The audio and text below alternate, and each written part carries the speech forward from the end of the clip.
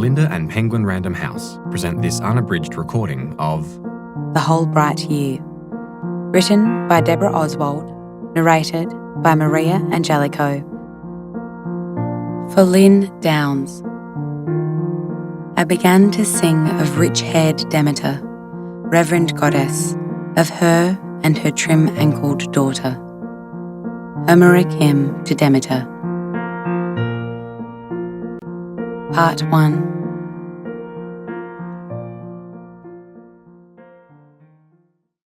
1.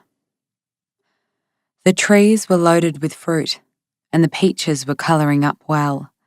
Pallets of packing boxes waited in the shed, the cool rooms scrubbed out, everything ready to go. But where Rosa should have been able to see 4 or more pickers working in the orchard, there were just 2 people slogging away. The regular picking team had failed to show. The team boss, Roy, was usually reliable, even if that man's breath was sour enough to pickle your eyeballs. But already it had been 3 days with no pickers, and so Celia and Zoe, mother and daughter, were bringing in some of the peaches until things were sorted out.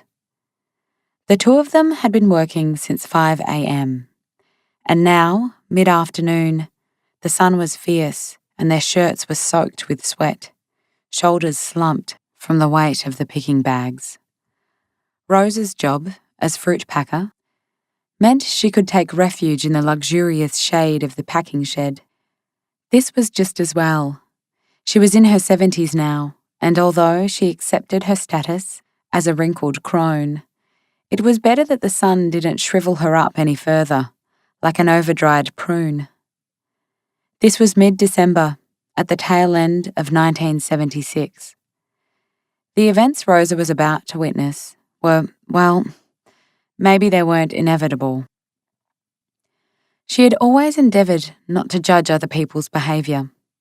She tried instead to observe with clear eyes, to imagine why a person would do this or that thing, to decipher what might be going on in their mind and in their body. Yes, of course the body too, because so many beautiful and dangerous impulses arise there. Rosa didn't always succeed in her attempt to suspend judgment, especially when it came to certain individuals in this story. But mostly, what she observed was people doing their best, flailing about, trying to avoid the necessary losses. From inside the shed, Rosa had to squint against the glare outside to see Celia and Zoe in the orchard. She was often struck by the physical resemblance between the 2. A similarity not obvious to some stranger who might wander past. Celia, the mother, was 42, with springy dark curls and olive skin. Zoe, 16 now, had fine blonde hair and a complexion so pale that if she was upset or excited about something, the veins became faintly visible under the skin. Even her eyelashes were fair. When she was little, Rosa used to call her our milk princess. Celia had always been vigilant about hats and sun creams for her fair-skinned daughter.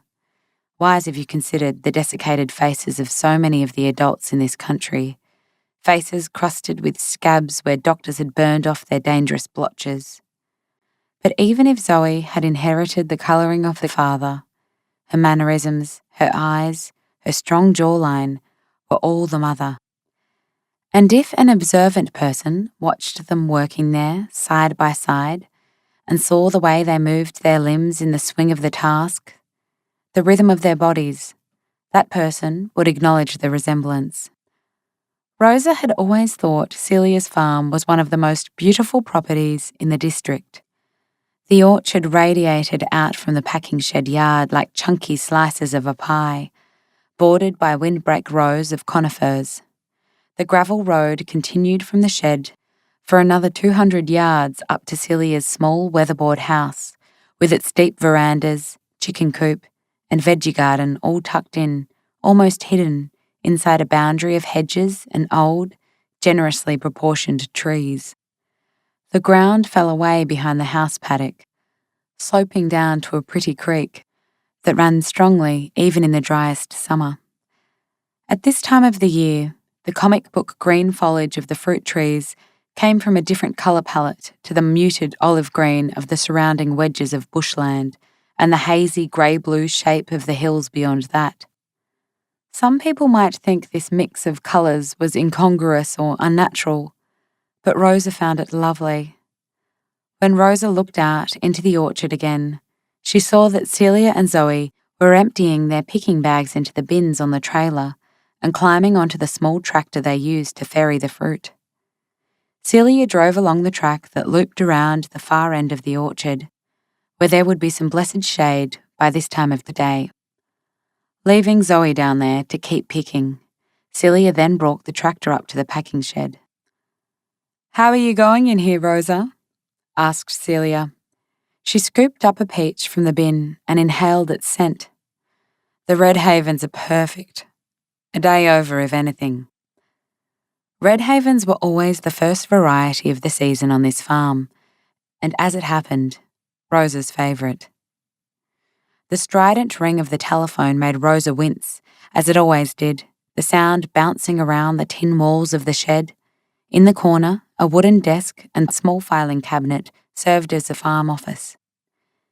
Celia had run an extension line down here from her home phone, with a robust ringer aimed out into the orchard so she wouldn't miss important calls.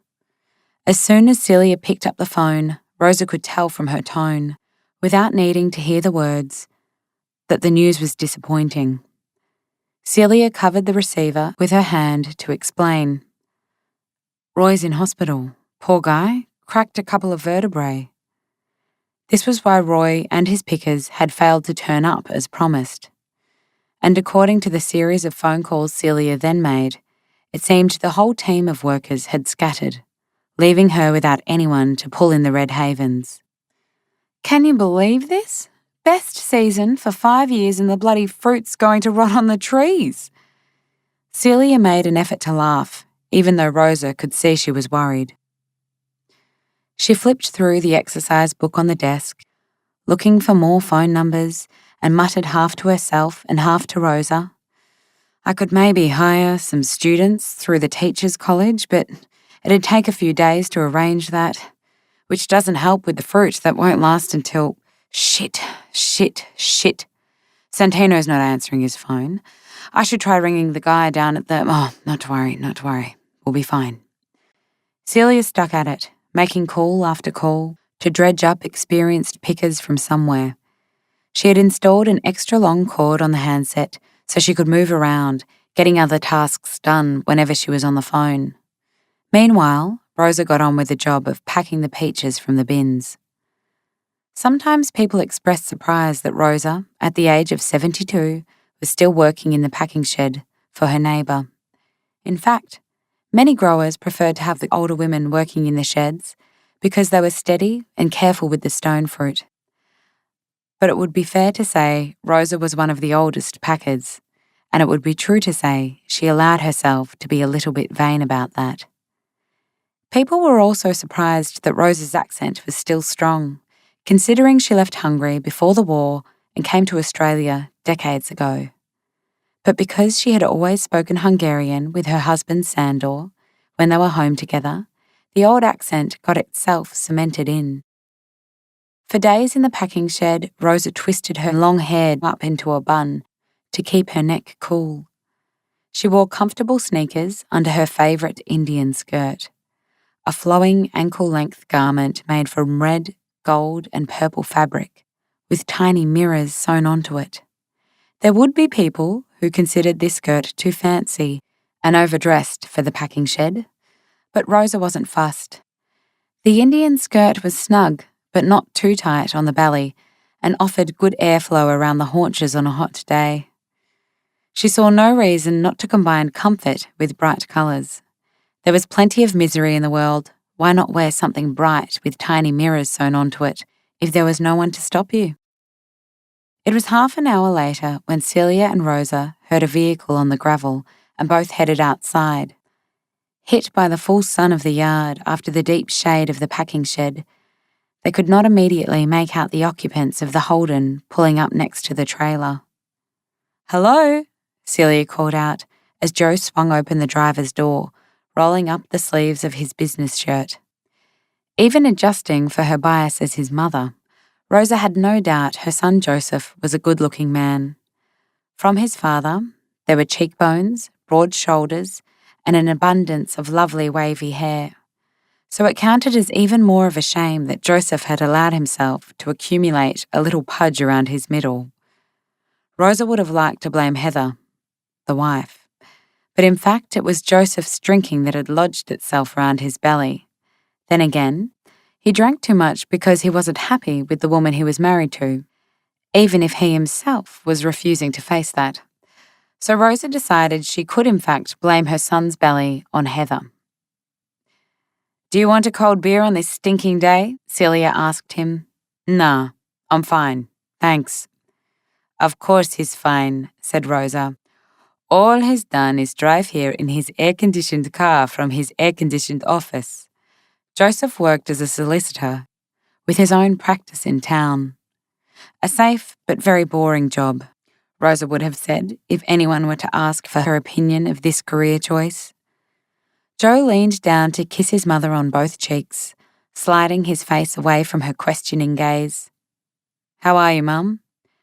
"Why do you come out here to check on me? I'm okay." "No checking going on. I'm here to do Celia a favor, hopefully. I tried to ring, but the line was busy." "Yeah, sorry," said Celia. "I've been giving the phone a walloping, trawling for pickers." "Well, I might have found you some. These guys had a bit of car trouble just outside town." Joe turned around and noticed that his two passengers had not followed him from the car. He signalled, "Up here," to the young woman, who was hanging back, waiting for permission. The woman pressed her mouth into an awkward smile of greeting as she approached. Rosa watched Celia assessing the new arrival. She was only in her 20s, but appeared to have done a lot of mileage. Small, sinewy, with too much dark eyeliner and long hair dyed too harshly black for her pale, freckled complexion. She wore a black tank top over tight jeans and bristled with metallic jewellery, several ear studs, rings on every finger, and silver bangles lining her forearms like armour. This one was a spiky creature, ready to defend herself against whatever the world might throw in her face. Celia smiled warmly and offered her hand. "G'day, I'm Celia." "Oh, right. Sheena." She darted forward to shake Celia's hand. The other newcomer, the young man, had wandered towards the row of peach trees that grew close to the yard. He was reaching up to touch the spot where the fruit attached to the branch, enchanted by the sight. Rosa glanced at Celia to see if she also was wondering whether this young man might be damaged in his head. Sheena hissed to him, "Kieran!" and he swung round with a smile so huge and vibrant it was like some natural power source. He then slapped himself in the head with jokey self-reproach, aware that he wasn't where he was supposed to be. Kieran bounded up towards the shed. He was tall, with long, loose limbs, wearing board shorts, a singlet, and sneakers without socks. Down his right arm, dragons and sea animals and tendrils of vegetation curled together in a tattoo that enveloped his arm. Well, it would have enveloped it if the process had not been left unfinished, leaving gaps in the design and the bodies of some creatures only half formed. His hair must once have been cut into a mohawk with shaved sections and a longer strip on the top, but it had been left to grow out, so now it looked like a lopsided mistake. Even so, he was still beautiful, in the way well-proportioned young bodies can shine no matter what ill-advised and ridiculous things have been inflicted upon them. Rosa assumed Celia would be uneasy about this strange couple arriving at her door. Then again, you could never be sure how a person might respond. And the young man, this Kieran, was undeniably winning in his handsome puppy dog way. "Hi, you must be Celia. This place is mad. The trees right down to the road? They're all yours?" "Ah, yes. Dead set. All this excellent fruit." He grinned at her with such unguarded and exuberant goodwill, Celia couldn't help but smile back. But her cautious brain was still ticking away and she was flustered for a moment. Excuse me. I should introduce. This is Rosa, Joe's mum. Kieran swung his body around to offer Rosa a flamboyant salute of greeting. She helps with the fruit grading and packing for us at this time of year, Celia explained. An old lady with the sharpest eyes and the softest hands in the fruit bowl of New South Wales, said Rosa, dancing her hands in the air. Kieran barked a laugh, delighted by this idea. The woman, Sheena, was abrupt as she asked Celia, I heard you could have some work going. Is that right? Yeah, said Celia, but there was a cautious thread in her voice. Any experience picking stone fruit? Sheena shook her head. Any kind of fruit? None. Celia nodded slowly. Okay, I guess that's teachable. And you guys have your own car? Yeah, except it's stuffed. We had to leave it with the mechanic. But when the car's fixed, you'll have transport out here from town every day. Well, no, we can't get the car back till we earn the money to pay for the parts. Oh, right, Celia said. We're not set up to have pickers stay on site.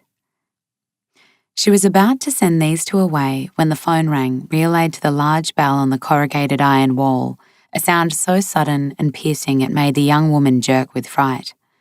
Joe followed Celia inside and waited while she took the call. When she hung up, she puffed out a weary breath. Bugger, Santino can't spare me any of his guys either. Is there a chance these two could camp on your place? Asked Joe.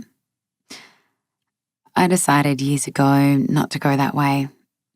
From the start, Celia had employed pickers who lived off-site, not liking the idea of strangers staying on the farm. And the thing is, Joe, you don't know these people. That's true, he conceded. He had only met them a couple of hours before, when he'd arranged for their car to be towed into the garage. They seemed a bit desperate, and I knew you were looking for people, and I thought, oh, I know, and I really am grateful, Joe. Thank you. But you feel uncomfortable. I get that. Why don't I just give them a lift back into town? I'm sure they're perfectly decent people, said Celia, pressing the palm of one hand against her temple as if shoving thoughts back into her skull. I mean, I don't want to be some suspicious, purse-lipped, anxious creature. Sheena stepped forward to peer into the dimness of the packing shed. Look, if it's all a big hassle, don't worry. Oh, Sheena, sorry, Celia began, off balance. It's just a question of, we'll piss off, so don't worry about it. No, you know what? Don't piss off. Celia gathered herself and walked back out into the bright yard. I've got 20,000 peaches that have to be picked before they rot. I need hard workers in a hurry. We need a few $100 in a hurry. Celia pointed out the fibro cabin down the slope, in a clearing where the orchard split into two of its slices. The shack had been built as a living quarters for pickers, back in the time before Celia owned the farm. Zoe had made it her cubby when she was little, and then later, Celia and Zoe had happily camped there together for a few weeks while the roof of the main house was repaired. You could stay there, no electricity though. It's a bit primitive. Sheena shrugged. Primitive is okay.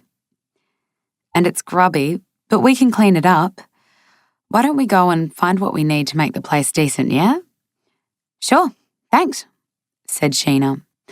Then she turned to see that Kieran had wandered to the far end of the yard and was enjoying a curious poke around the fruit bins and the picking bags.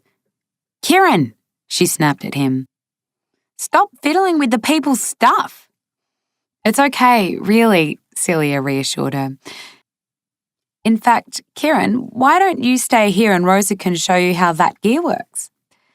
He grinned. I'm up for that. Sheena fixed the young man with a stern look. Kieran, Remember, don't be a dickhead." He nodded resolutely, as if this were a necessary and particular instruction. Only then did Sheena seem willing to leave him on his own and head off with Celia and Joe to the main house. Rosa beckoned Kieran over to her. "That contraption you're fiddling with is a picking bag." He marched across the yard and handed her a canvas bag. Rosa ran her eyes over his upper body, calculating the length of his torso.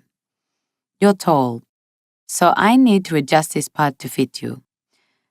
She tugged at the buckle on the webbing neck strap, cursing in whispered Hungarian when the thing proved to be jammed. "Is it hard picking peaches?" asked Kieran. "If you want to make the good money, pretty hard, yes." "I mean hard like difficult?" Rosa flapped her hand. "You'll be okay."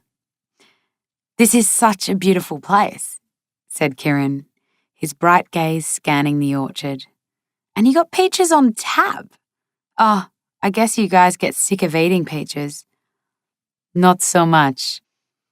Because the season ends, and by the time it comes around again, you think, oh, peaches would be nice." Right, I get you." Rosa pointed to a bin of leftover peaches. "Try one of the Red Havens." Kieran reached down to take one, but then jerked his hand back like a kid caught stealing sweets. "Oh, we really allowed to eat them?" "Most of those fellows have split, so you might as well." He picked up a peach, and when he bit into the red and golden skin, he gasped, miming the euphoric rush of a drug. But a moment later he grinned, surprised, sincere, his mouth full of the yellow flesh, and he blurted out, "This is far out. How come I never tasted anything like this in my life before?" "Because you only ever ate those green, bullety excuses for peaches they sell in the supermarkets," Rosa explained. "You never had a Red Haven fresh from the tree." Kieran devoured 2 more peaches with messy enthusiasm, juice all over his face and hands. Rosa was smiling as she watched him. And then she called out in a sing-song voice, "Are you going to hide over there and spy on us all afternoon?" Kieran was confused. "What?" He spun around with exaggerated paranoia, like a cartoon character. "Is there really someone spying on us? Or are you some kind of mental old lady?" Both Kieran and Rosa heard the laughter, and a moment later Zoe wandered out from behind the windbreak of conifers on the other side of the yard.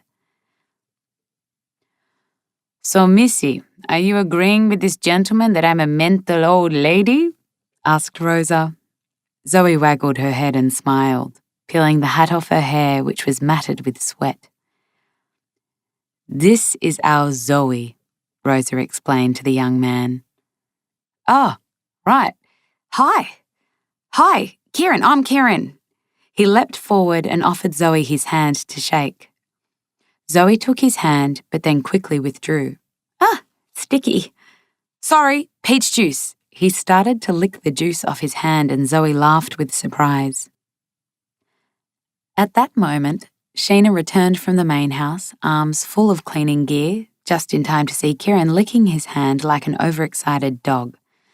"For fuck's sake, Kieran, are you acting like a head case and giving this lady the shits?" "Oh, well, maybe." He turned to Rosa. "Am I giving you the shits?" "No, you're okay," said Rosa. Kieran smiled.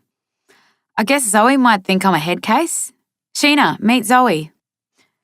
Sheena offered a brusque wave in greeting, then dragged Kieran aside, whispering to him sternly. The young man listened to her, nodding, but Rosa saw him sneak looks at Zoe in between those obedient nods. Celia and Joe walked back together from the house carrying 2 foam mattresses and a pile of bedding. Celia was surprised to see Zoe in the yard. "Hello, lovely. Have you finished that section down the back?" "Poor Zoe," said Joe. "I guess because it's school holidays, your mum can work you 7 days a week?" "Like a slave," agreed Zoe. Hey, Celia, Kieran called out. I tasted a sample of your peaches. Brilliant, dead set, amazing. Best single item I ever ate in my life. Well, thanks. Good to hear. Joe was frowning as he checked his watch. I'd better head back. Mum, I'll drop by later this week. So if there's anything you want from town, I say again, you don't have to come out here and check on me all the time, Rosa insisted. Then she turned to Kieran and Sheena with a stage whisper. He would do better to be checking on his marriage. At that moment, on cue, the phone rang. Hello? Heather, hi, said Celia. After exchanging some pleasantries with Heather, she passed the phone to Joe. Unfurling the long cord, he took the receiver and retreated into the shed to conduct his conversation. That's her, the wife, Heather, Rosa explained to the newcomers. Heather is the mean-spirited harpy who trapped my son in a marriage with no joy, and who has turned his 2 children into little snobs who don't respect their own father. Celia and Zoe both flashed Rosa firm looks. Stop it. So, she dropped her volume a little as she shared more of her analysis with Kieran and Sheena.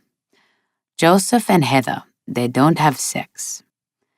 You can tell when a couple is not having sex. The way their bodies are with each other in a room. To live alone and have no sex, that's bad enough. But to be married and have no sex, that corrodes a person's insides and eventually... Rosa shut her mouth when Joe walked back out towards them. Was my mother saying appalling things? He asked with a stoic smile. Appalling beyond description, Celia confirmed. Have you got time for a beer before you go? No. Love to, but can't. Heather's mysterious surveillance system has alerted her that Joseph might be having a pleasant time, said Rosa. Mum, at least do it so I can't hear. Rosa made a show of pressing her lips together and put both hands in the air, an innocent party. Joe offered Sheena and Kieran a generous smile. Good luck with the picking work. Kieran grinned. Thanks, Joe. Thanks, mate. Yeah, thanks and everything, stammered the woman. She sounded so graceless, that Sheena, whenever she tried to be polite. Rosa watched her son slot himself back into the car and drive away, weighed down by the duties of the joyless household to which he was returning. What can any mother do about the person her child chooses to marry? Just hope for the best. And if the best hasn't happened, if, for example, a son has married Heather, there was nothing to be done but sigh and keep the mouth shut. There was not much of the day left for picking, and Celia decided it would be best to use the remaining hours of light to sort out the cabin as living quarters. She hoisted one of the mattresses onto her head and started down the slope. Come on, Kieran, we're supposed to be helping, said Sheena. No worries, let's get scrubbing, said Kieran, grabbing an armload of cleaning paraphernalia. But then he twisted his head to throw a cheeky smile to Zoe, and as a result, he tripped and scattered bottles of cleaning products across the yard, whooping with laughter at his own clumsiness. He reminded Rosa of a new foal not yet in control of its limbs. She'd seen many young men who didn't grow fully into their bodies for a long time. The woman, Sheena, hurried to gather up the items on the gravel. Sorry about this, she said. Kieran can be a bit of a clueless fuckwit, Kieran confirmed with a smile. Grab that other mattress, stop mucking around, said Sheena, shooing him down the slope. Celia was already halfway to the cabin. She was focused on what needed to be done, throwing herself into the work the way she always did. Rosa recalled the very first time she had laid eyes on Celia striding across the yard of the peach farm carrying baby Zoe in a backpack. Within a few weeks of their arrival, the story had whooshed around the district, the way such stories could. Celia's husband had been paying for petrol at a service station. This was somewhere in the city, when the place was robbed by a man armed with a shotgun. The husband, standing by the fridges, was killed. At the time this terrible thing happened, Celia had been late in her pregnancy with Zoe. When Celia moved onto the property with her 10-month-old daughter, people around the district thought she was crazy. She can't run that place on her own. But right from the start, Rosa had seen that Celia was a strong woman. A fretful woman, yes, but robust. 2. Celia wasn't sure she'd made the right decision, having these people here. Possibly, in the moment, she'd been too worried about the harvest to think clearly. Her judgment might have been skewed by gratitude towards Joe for trying to solve her problem. Or maybe she was operating from some misguided notion of politeness. The couple had come all the way out to the farm, willing to work. And Celia didn't want to seem churlish or suspicious. But was that the best way to make a decision? Did it make sense to have two strangers live on the property when she had no way to cross-check their identities and reassure herself? She smiled at her own convoluted thinking. Ridiculous. Whether or not it was wise to have Kieran and Sheena stay on the place, Celia wanted to treat them decently. After a shower and a quick meal, she headed back down to the cabin from the house, carrying a baking tin with homemade lasagna the two of them could eat tonight, plus an esky with other food supplies. It was dusk by the time Celia approached the cabin. She was pleased to see the place looked surprisingly homey. The gas lamp was going inside, and the one window of the little hut was now a warm yellow square glowing in the dark orchard. She called out a cheery, "Yoo-hoo!" and Sheena swung the door open. In the limited interior space, the bunk beds were arranged in the L shape, red paint flaking off the old metal frames. The two bottom bunks were now made up with foam mattresses and bedding. There was just enough room for a fold-out picnic table with a camping stove and the basic kitchen items Celia had put together. On one of the unused top bunks, she had hoisted a container of drinking water, a big plastic drum with a dispensing nozzle. "How you going? Is it fit to live in?" Celia asked. "It'll do us," said Sheena. "Thanks for the lasagna. You didn't need to do that." Celia smiled, but felt a little sting. Sheena had a spiky manner, and it was decidedly ungracious for anyone on the receiving end. But it was worse when Sheena was aware of her own rudeness and then scrambled to smooth things over. "Anyway, it looks delicious. Kieran loves that kind of food," she blurted. "He's just gone up to have a shower." It had been agreed that the two of them would be able to use the shower and toilet in the lean-to on the back of the packing shed. Celia unloaded the bag of food onto the little table. She was resisting the temptation to interrogate Sheena. Was her nosy impulse fueled by simple curiosity, or was it unreasonable anxiety? Whatever, she should ask nothing. Leave them be for now. But then she figured it counted as a legitimate desire to understand the situation, and so she gave in to the urge to ask. "So have you and Kieran been on the road a fair while?" Sheena stiffened up. "Couple of months?" Celia should have taken the hint from Sheena's defensive tone and left it there, but she couldn't stop herself. "You headed somewhere in particular?" "You need to know for some reason?" "No reason, I just wondered." "Does it make a difference to the job here?" "Not at all, just curious, I guess." "So why does it matter to you?" "It doesn't. I'm sorry. Didn't mean to be nosy. It's none of my—" "We're not going to rob you or anything," Sheena snapped back. But a second later, she retracted her fangs and attempted a more matter-of-fact tone. "Kieran and me want to earn some money and then move on." "Of course. I know my brother comes across a bit weird." "Brother?" queried Celia. "Well, half-brother. I mean, if you got a problem with us being here—" Oh no, it's not. Sorry, I thought you and Kieran were together. Together? Together. A couple. Kieran's 18. I'm 27. God, sorry, Sheena, said Celia, laughing. I figured you must like younger men. No. Sorry, my mistake. He's your little brother. Good-o. Anyway, I'll leave you guys in peace now. Let me know if there's anything else you need. Thanks, mumbled Sheena. Then she bunged on a cheerful voice. We really appreciate you giving us this work and, the food and the place to stay and that. What time you want us to start tomorrow? Soon as there's enough light to see the fruit. 5 okay? 5's okay. I can honk the horn on the ute as a wake-up call at 1:45, offered Celia. Sounds good. By the time Celia walked back to the house, Zoe had finished cleaning up their dinner things. She was leaning against the kitchen bench, rolling a tumbler full of ice cubes back and forth across her forehead.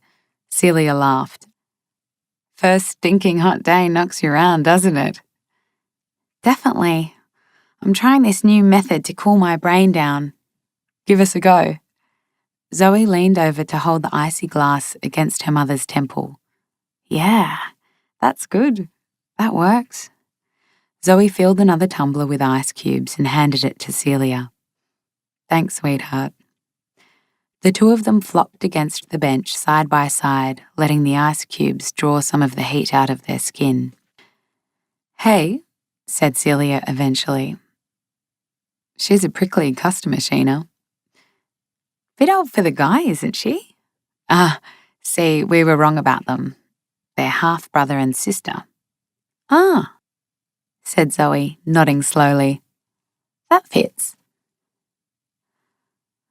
Hope I haven't made a mistake having them here. Why would you say that? Celia immediately heard the sharper edge in Zoe's voice and felt the conversational ground shift.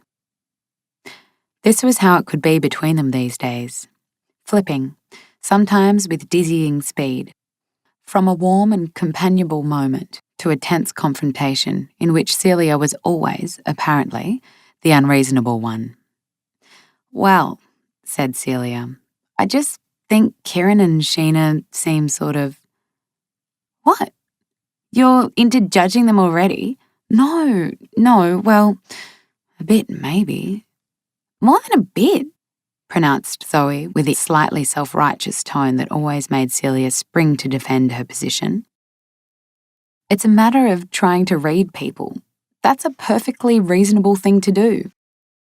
Zoe rolled her eyes, gearing up to debate this further. But Celia didn't have the energy right now to wrestle with her daughter's judgmental attitude about her supposedly judgmental attitude. They were both ragged after a day of hard work with the added stress about the picking team. Come and watch some rubbish on the telly with me, Celia suggested. Just for the 15 minutes before I sink into a coma. Sure, said Zoe, and her expression softened. Maybe she wasn't up for a tense exchange right now either. But I get to choose what rubbish we watch. Deal. They'd already missed the ABC TV news bulletin, which Celia watched from time to maintain some idea of what was happening in the world. As a young woman, she'd prided herself on being informed about global events, but these days she found it daunting to fill her head with so many distressing stories. Massacres in Lebanon, earthquakes in Guatemala, riots in Soweto, nuclear weapon tests, hijacked planes, IRA bombs. Here in their house, on this farm, it was easy to feel very far away from all of that. But Celia realised she should make some effort to stay aware of events beyond this place. She brought 2 bowls of caramel ice cream through to the sitting room, where Zoe was flipping the channel knob on the TV set. There was a choice of On the Buses, a rerun episode of Matlock Police, or the second half of an old movie involving women in crinolines, which they figured was the best option. Celia didn't care what they watched. She was happy just to sit with her daughter. Zoe stretched out on the old floral sofa and put her feet on Celia's lap. They ate ice cream and let the prattle of the movie characters wash over them. Celia noticed Zoe staring out the window for a moment and asked, "What are you thinking about?" Zoe smiled and shrugged. When she was little, she'd been such a chatty child, sharing all her thoughts, fantasies, and opinions with Rosa, Jo, her Aunt Freya, and especially with her mother. For years, here in this house, it had been just the two of them. As Zoe grew older, she had fallen into the role of Celia's companion, discussing plans and social arrangements and jobs that needed doing, developing their own private jokes and verbal shorthand and tacit understandings, always attuned to each other's moods.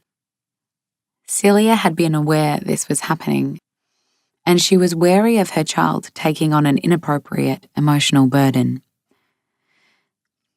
As a corrective, she'd been conscientious about ensuring Zoe had plenty of time with little kid activities. Celia had constantly taken readings, checking herself against the families they knew, regular families. But it was so hard to know what really went on in other households, what mechanisms hummed along in other people's lives. And Celia and Zoe's circumstance could never be regular. They could only do their best. Zoe had always seemed playful, never solemn or weighed down. And if she was also a very responsible kid who confided in her mother, that was a good thing, surely. Of course, it wasn't so much like that lately. Celia could tell there was plenty going on in Zoe's head that she didn't share anymore, which was probably fitting, a natural process. A 16-year-old should be allowed to have her own private thoughts without being pestered. Celia must have fallen asleep while trying to focus on the TV, because the next thing she recalled was Zoe shaking her gently, coaxing her to go to bed. "Come on, Mum. You'll wreck your neck if you sleep here all night." Celia allowed Zoe to steer her out of the living room towards her bedroom. It was giving Sheena the shits to be trapped in this festy shack with Kieran, especially if he was going to keep yapping and bouncing around the whole time. "Sit down. This place is too small for you to go on like a hyper-fucking-active baboon." Sheena immediately regretted saying that. She should have realised it would inspire Kieran to have a crack at doing a baboon impersonation. He swooped down into a primate squat and made a few hooting calls. "That doesn't even sound like a baboon. Sounds more like a chimp," she pointed out. "Almost made you smile, but almost." He jumped to his feet again and made a grand sweeping gesture around the cabin, as if they were in a magnificent hotel suite. "Look at this place. Our little cubby's nicer than any place I've ever lived," he said. Then he flipped open the door and shone a torch out into the orchard.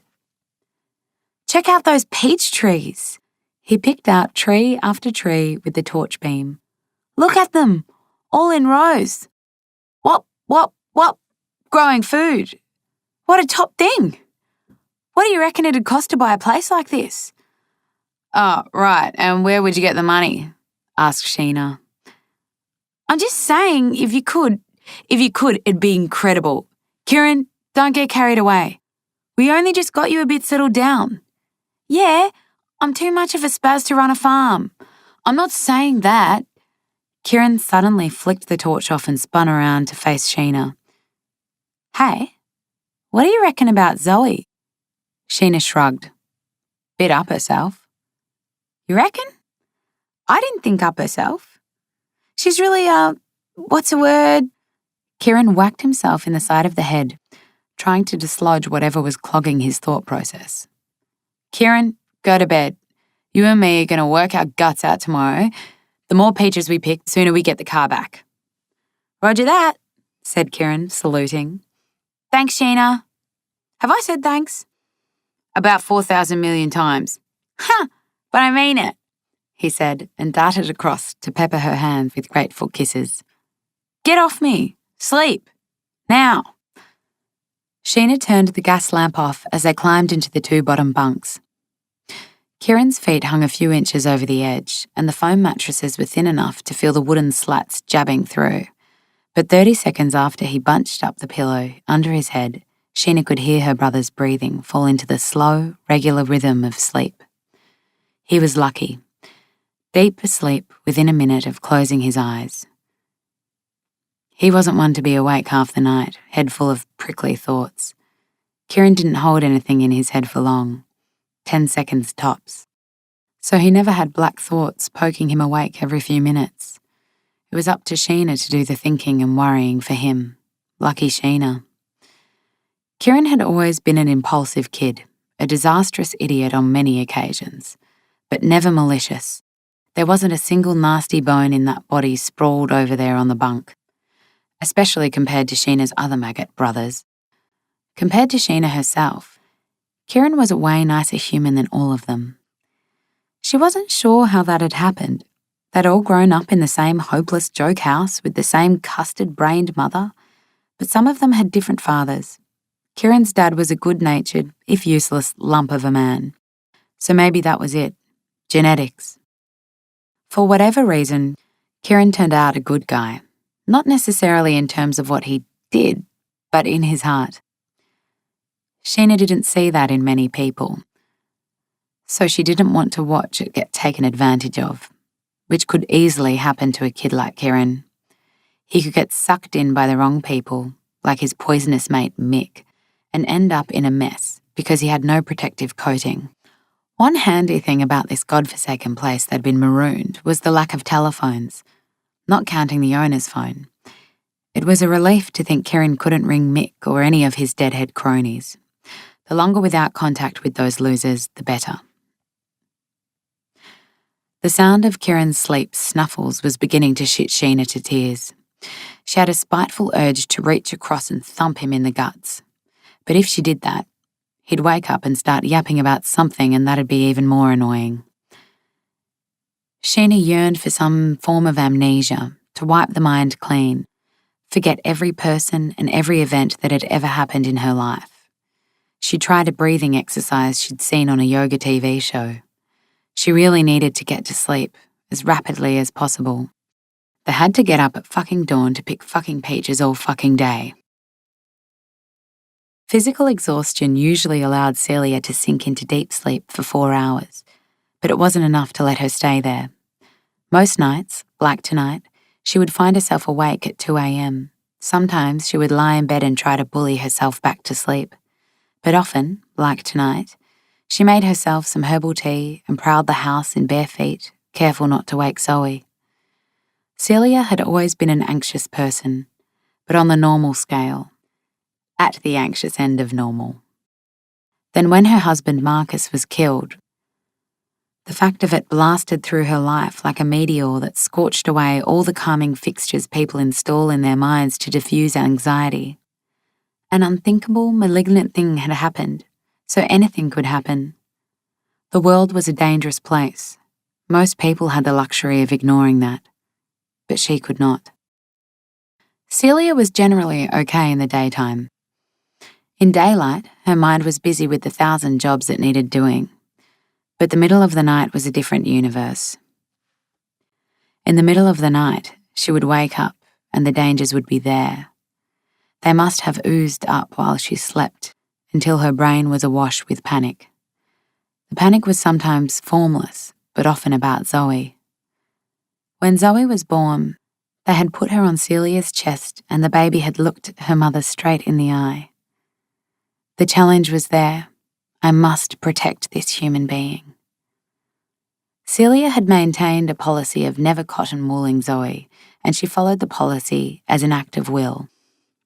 She didn't want to infect her daughter with the fears, so she had let Zoe run, climb trees, dive off high boards. But now Zoe was older. It was becoming more difficult.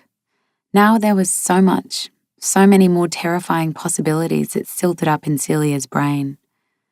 The only way not to feel overwhelmed during the night panic was to repeat certain thoughts over and over, acknowledging the potential dangers ensured they could not sneak up on her. She would keep her eyes fixed on them and be ready. A quarter of all road fatalities were in the 15 to 20-year-old age group. Youth suicide had increased 35% over the past 10 years.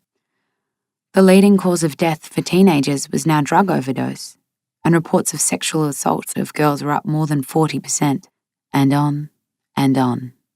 So many terrifying numbers. Celia ran the numbers through her head, meditated on the risks so they wouldn't happen. She knew this was unreasonable. Superstitious thinking. She was compelled to do it anyway, just in case. Just in case. Mother's voodoo. This was the trade she had made. The night worrying meant that in the daytime she could be normal and sturdy and get on with things. 3. Pickers needed to start early so they could get as many peaches as possible into the cool room before the heat of the day. Warm fruit didn't handle or travel so well. Early was not a problem for Rosa. Like other old crones, she knew she never slept much past 4 a.m. anyway. A cup of tea, some yogurt with fruit, and she was ready for the day. Rosa's yellow-painted house was perched at the crossroads where the gravel lane that led to several properties, including Celia's farm, intersected with the bitumen road into town. For 1 year, Rosa had lived in this house with her husband Sandor, and for 17 years since Sandor died, on her own. It was a 20-minute walk from Rosa's house to Celia's packing shed. Maybe 30 minutes at the judicious pace she tackled the pathway these days. The pre-dawn light was delicate, fragile, as if maybe, today, the sun might not manage to haul itself fully over the horizon. Lovely. Celia was already moving briskly around the shed, setting up for the work. And just as Rosa arrived, so did the boy, Kieran, bounding up to the yard from the cabin. "Good morning, Celia." "Morning," she said. "Sorry about honking the horn so early. A bit brutal, I know." "No worries. Not brutal, no way," he assured her. He spun round to grin at Sheena, who was dragging herself, still not fully awake, into the yard. "Sheena, this is the absolute best time of the day, don't you reckon? Magical." Sheena did not seem convinced anything magical was occurring. Kieran carried on, undeterred and loud. "It's completely fucking magical. I've stayed awake until dawn, but I've never, approached it from this angle." "Kieran," said Sheena with a scowl, "use your indoor voice." He reduced his volume, which was a relief for Rosa.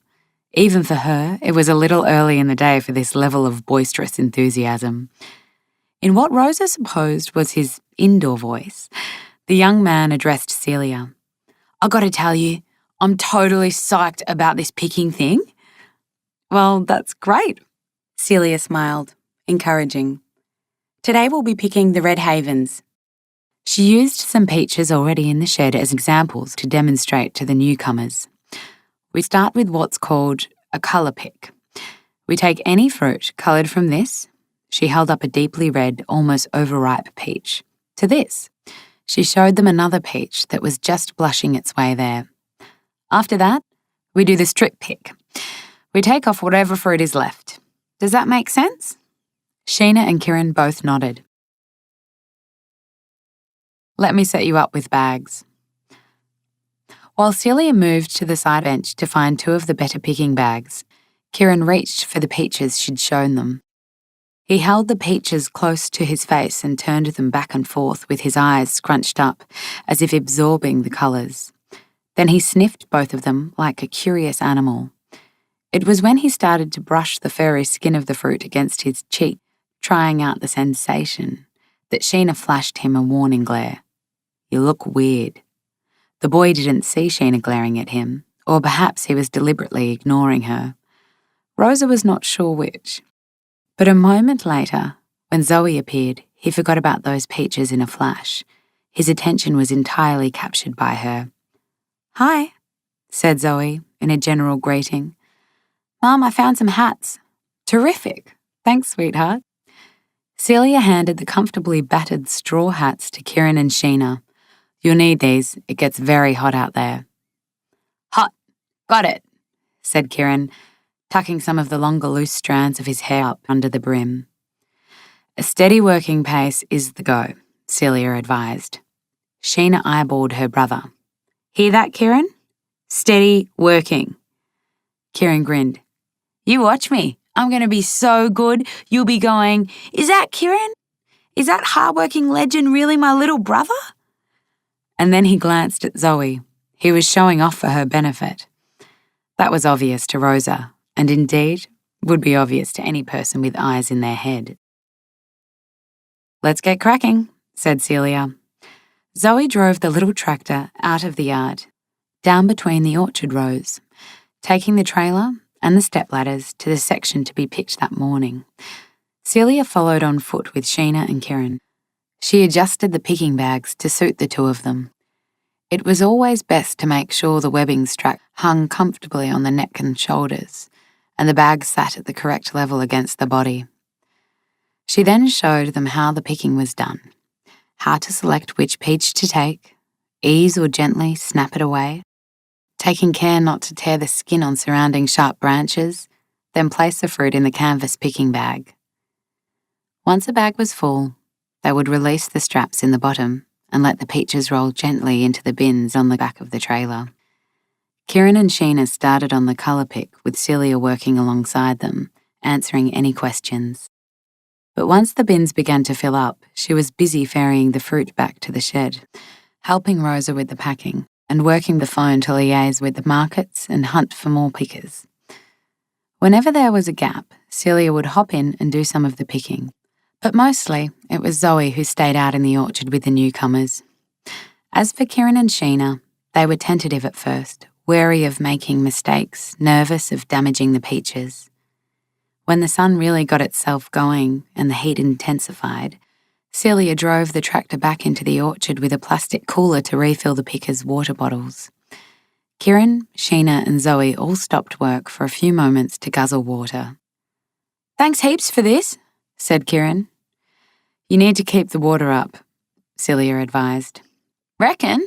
Feel like my guts, my liver, my entire insides have melted and sweated right out of me. Celia smiled. It was hard not to like this young man. You're going really well. Yeah? Well, it's fun. Later, in the middle of the day, Celia insisted everyone take a 2-hour break. For the sake of the fruit, but also for the sake of the people. Kieran and Sheena retreated to the cabin, planning to lie, like comatose vegetables, on the bunks. It occurred to Rosa that these two, having taken off the picking bags and tasted some blessed rest, might decide to give up. They might refuse to come back to the orchard for more hard labour in the heat. She had seen that happen more than once, over the years, often with the big mouth types who had made the most noise about how hard they planned to work. But these two, Kieran and Sheena, fronted up in the yard at the agreed time, ready to put on the picking bags again. By the end of the second day, the new pickers had grown in confidence and were bringing in the fruit at a decent rate. Any fair person would say they were good workers. The young man, he was clowning around one minute, working fast like a crazy person the next minute, but added together, he picked the same amount as a good picker. And from what Rosa had seen and heard, Kieran was not a stupid person. Unruly, perhaps, but not stupid by any means. The sister would sometimes nag at him to stay focused on the task, snappy with him like a she-wolf nipping and growling at a boisterous cub. After the first morning in the orchard, Sheena had removed her bracelets, neck chains, hoop earrings and ear studs. There was too much risk of catching them on a random branch and garrotting herself or tearing off an earlobe or something. She got the hang of the job in the first couple of days, and then it was just a matter of tolerating the physical shittiness of it. Burning neck and shoulder muscles, shredded hands, aching spine, all to be endured in brain-frying temperatures, wearing clothes clammy with sweat. She did appreciate the fact that when she was absorbed in the task, selecting which peaches to go for, filling the bag, emptying the peaches into the bin, moving the ladder, selecting more peaches, she could pretty much switch off all other thinking. It was preferable to fill her brain up with peaches rather than the other miserable stuff that could creep into her thoughts if left unattended. It was just a shame this welcome mind-numbing effect involved working in foul heat and making her entire body hurt. Celia, the owner, never seemed to take a break, shuttling back and forth on the green midget tractor, helping the old Hungarian lady in the packing shed and then jumping in to help with the picking every now and then. Her vigorous, gung-ho routine irritated the shit out of Sheena, but she had to grant that the woman seemed to be a decent operator.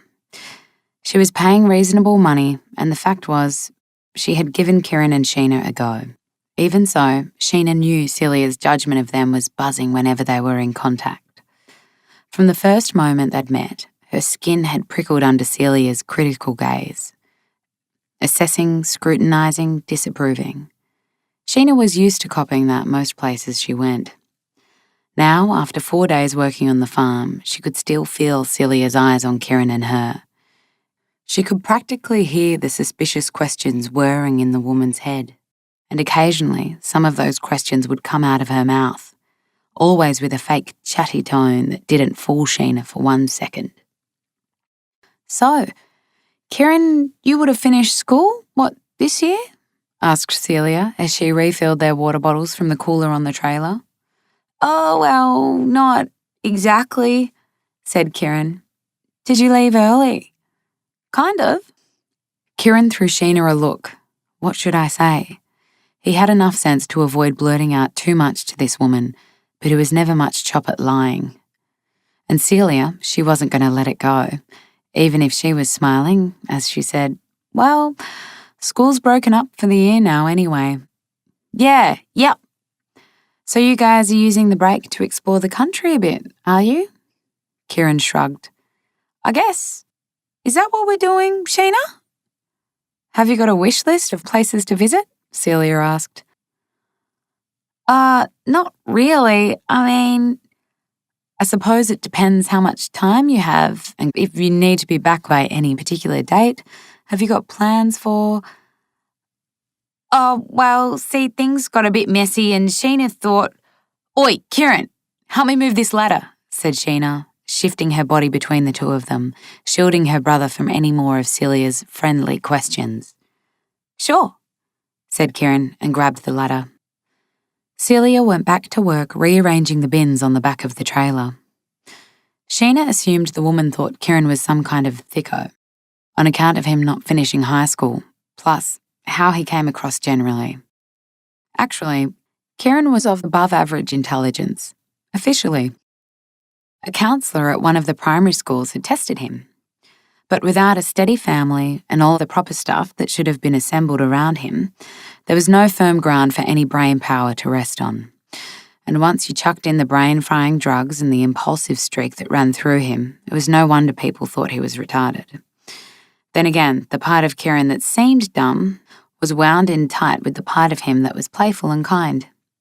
The way he acted gave Sheena the untold shits most of the time, for sure. But other people, strangers, they had no right to judge or ridicule her little brother. Celia was lifting the cooler into a shady spot when Zoe, the daughter, appeared out of the trees. "Hey, gorgeous," said the mother. "Hi, Mum. I'm nearly finished in that row. Oh, is that cold?" Zoe pointed at the cooler. "Yep, I just filled it with ice." "Brilliant." As the girl crouched down to replenish her water bottle, her mother smiled. It struck Sheena that it would be lovely to have someone smile at you like that. Good if there could be one other human being on the earth whose face lit up just at the sight of you. A lot of things might be more bearable if you had that. Sheena was sticking with her assessment that Zoe was up herself. Sure, yeah, the kid was out here in the heat, working as hard as anyone. She wasn't being a princess about the fact that she was grimy and sweaty, hair plastered to her skull with perspiration. But even if they were all engaged in the same earthy slog, Sheena still reckoned Zoe considered herself a much higher class of individual than them. Of course she would. She was the daughter of the owner, for one thing. She was unblemished, pretty. You would have to describe her as glowing with prettiness. An academic star at her school, according to the Hungarian lady.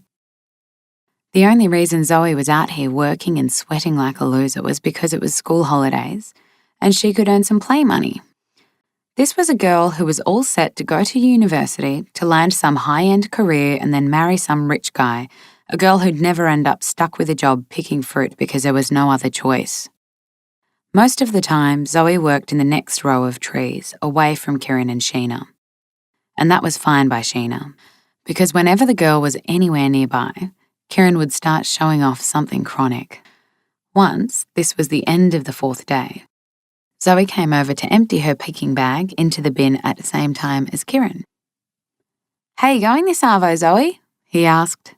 She shrugged and smiled, a bit standoffish. "I'm going gangbusters," Kieran announced. "Except for, actually, you know what I need to do?" He darted across to the tractor and grabbed the secateurs from the little toolbox. He whipped off his hat, then took hold of one of the long hairs of hair that kept escaping from the brim of the hat and getting in his face. He used the secateurs to hack the hair off, 1/2 inch from his scalp. "Easy!" He proceeded to move round his head, cutting off every long section of hair. When he'd finished, he looked at the hacked-off shreds of hair on the ground around his feet, ran his hands over his unevenly shorn head and whooped a laugh. "The self-haircut! A fucking gorilla haircut!" Zoe laughed. Sheena was pretty sure she was laughing at him, but Kieran thought she was laughing with him. Encouraged by that, he started to strike extravagant poses like a male model. "So Zoe, what do you reckon? Am I an unbelievable spunk now?" Zoe looked unsettled then. The girl was definitely not comfortable. Kieran was coming on too strong, which he had a habit of doing, especially with girls. Yeah, looks good," Zoe mumbled, and quickly scooted away to the adjacent row of peach trees. As he watched her disappear from view, Kieran still had a big dumb smile hanging on his face, not realising he'd just been given the brush off. The truth was, his ridiculous self-haircut looked fine. Better than fine. The new choppy hair kind of suited him. Sheena just wished he wouldn't make a fool of himself over some princess. A girl who would never take a guy like her brother seriously. From what Zoe had seen so far, Sheena was pretty much permanently pissed off, like one of those tough cartoon characters stomping through the world, ready for something to jump out at her from any direction. But the thing that made Zoe nervous around her was the way Sheena's magpie eyes registered everything going on. Kieran mostly did what his sister told him to do, but Zoe could see he had his own methods for handling her. It was one of the things she liked about him, the way he worked so hard to cheer up his grim-faced sister, goofing around, not caring if he looked like an idiot, not if there was any chance he could make Sheena laugh. One afternoon, when Sheena was looking especially exhausted and testy, Zoe watched Kieran grab 3 of the overripe peaches of the ground and juggle them, making percussion and trumpet noises with his mouth as musical accompaniment to his performance. "Sheena, look, I could be a busker," he said. "For fuck's sake, give it a rest," Sheena snapped back. Kieran didn't even flinch at the way his sister spoke to him. He just laughed as the already squashy peaches turned to mush in his hands. Then he turned to Zoe. "Hey Zoe, I reckon Sheena disapproves of my new career as a peach-juggling busker. Check out the face," he said, pointing out his sister's scowling expression. "Ouch! Who could ever make Mrs. Cranky Pants smile?" Sheena was primed to lash back at him, but then she relented and actually smiled. "Aha! Ha!" Kieran danced around triumphantly, attempting to juggle what was left of the pulpy peaches. Zoe realised she was staring at him, so she quickly looked down to fuss with the picking bag. A moment later, she darted back through the trees to the next row. She'd hardly said a word to Kieran, even though they'd worked together in the orchard for 5 days now. Sure, he was staring at her, a lot, and a few times he had maybe tried to flirt with her. There was a boy at the bus stop near her school who sometimes had a clumsy go at flirtation, but that felt entirely different, like a kid doing a lame impersonation of transactions he'd seen in movies. It wasn't like that with Kieran. When Kieran looked at her, it felt extraordinary. It made her skin feel electrically charged. That was why she had to dash away sometimes, so she could settle every nerve in her body. and there was no way she could attempt to flirt back because that would surely turn out an embarrassing mess. If a guy like Kieran actually got to know her, he'd be disappointed. That was why she had to avoid him, so he wouldn't realise what a tragically inexperienced kid she was. This avoidance policy didn't stop her from holding Kieran in her head most of the time, flicking through images of him in her mind, resisting the urge to hear herself say his name out loud. She contemplated ringing her friend Mandy, who was spending the summer with her grandmother in Melbourne. But what would she say? "Hi, Mandy. Hey, guess what? There's this good-looking guy at our place doing some picking. He's tall, he has beautiful eyes and the most incredible smile, and he's unlike anyone I've ever met." Any wording she considered just sounded like silly, girly blathering. This feeling was too elemental, too special to be diminished like that. So she didn't ring Mandy to talk about Kieran. And of course she couldn't discuss him with Celia. She didn't even dare say Kieran in her presence for fear Celia would somehow detect Zoe's feelings in the way she uttered his name. Kieran was all Zoe thought about now, so she ended up saying almost nothing to her mother in the evenings. She didn't want to devote mental energy to any other subject, so she had grown uncharacteristically quiet. "You okay?" Celia asked her over dinner. "Just tired," Zoe responded, and given how hard they were working, such an excuse could easily hold. She stared at the TV for an hour after dinner, and Celia had no clue Zoe was really projecting her own imagined footage of Kieran onto the screen the whole time. Then she professed to be exhausted and retired to bed early. Already, for some time before Kieran landed in her world, Zoe had been growing skillful at controlling how many of her thoughts she transmitted to Celia. It seemed the best way to manage things. 16 years ago, Zoe had been born into the narrative of her mother's suffering. Yes, Celia had made an effort to ensure her daughter's childhood was not defined by grief. And Zoe considered she'd been given a happy childhood, at least as far as she could judge in comparison with other kids she observed. Even so, it was always there, the awareness that her mother had faced a terrible loss and lived with the sorrow of it every day. Ever since Zoe could remember, she had been able to identify the sadness in her mother's face, and any signs she had been crying in the bathroom. When Zoe grew a little older, she used to try her hardest to imagine what it must have been like for Celia when her husband was killed. At the very least, she could always summon up huge sympathy for her mother, often weeping for her. Sometimes she felt she could achieve small traces of understanding, but mostly it was too overwhelming to comprehend. And Marcus, Zoe's father, he only existed for her as photographs and a few stories. Rosa had been a surrogate grandmother to Zoe, with Joe the equivalent of an adored uncle. There had been times when she had yearned for Joe to be her dad, when it was clear that it wasn't going to happen. He was an honourable man who went home every night to Heather and their 2 sons. Zoe had decided to be glad he was around in whatever capacity, as long as he was around. Last winter, Joe was the one who had noticed that Zoe was sulking, chafing against her mother's nervy scrutiny. There was a Sunday afternoon when he and Zoe were carrying groceries from Celia's house down to Rosa's place. "So?" was all Joe had to ask for Zoe to pour out her grievances. He had listened patiently as she described the way Celia watched and worried. Zoe's complaints were twisted around, intersected with disclaimers and self-reproach, but constantly looping back to frustration. "I think I can understand," Joe said, and Zoe knew he did understand a lot of it. Joe was also the child of parents who had suffered. Zoe had been told the stories. In 1938, the anti-Jewish laws were introduced in Hungary. Rosa and the 3-year-old Joseph had fled Budapest at the urging of her husband, who planned to join them later. There were years with no word, and then Rosa learnt her husband had perished. After the war, she met Sandor, an older man, a fellow refugee. Both went searching for their families and found no one alive. "We will be each other's family," Rosa had said, and eventually they migrated to Australia to make a life together. Jo was their only child. When I was your age, I had a list, Jo explained to Zoe.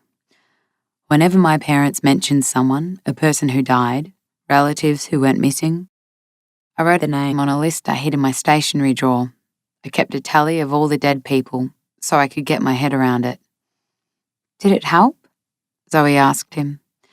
Jo pulled a face. Not really. Anyway, the thing is, I always felt an obligation not to add to Mum and Dad's suffering in any way. Zoe nodded. She knew about that. Even just the obligation to stay alive, Jo continued, so they wouldn't have to put one more dead person on the list.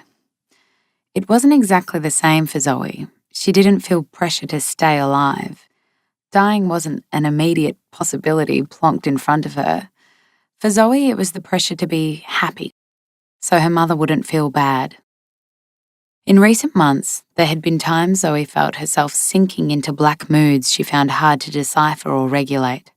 Some days at school, she would suddenly, involuntarily tune into the currents that flowed between the human beings around her, becoming hyper-alert to their meanness and lies, as if she had acquired an extra sense, an unwelcome extra sense. The volume was turned up on the nasty things the girls said or thought about each other. A fierce light was shone onto the faces of her schoolmates so she couldn't help but see how sad or angry they really were. And Zoe understood she wasn't a better person than any of them. She could be just as spiteful and scared and selfish and phony. She found herself worn out by knowing this, rendering her feeble, so she would have to push her limbs to move in what would appear to be a regular way. That frame of mind would pass and she could barely remember seeing such things or feeling like that. And then sometime later, another dark mood would sweep through her, inescapable and snaky as the sinuous lines of a weather map. Zoe suspected there was something wrong with her, something inside, right down into the cells of her body. She realized she wasn't physically ill. She wasn't afraid of that. She feared another kind of wrongness. And if any person were to come close enough to know her, they would surely detect the wrongness and find her repulsive.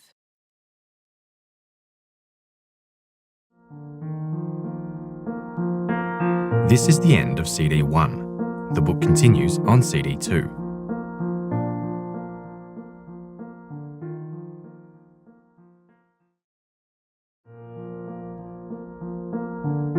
CD 2.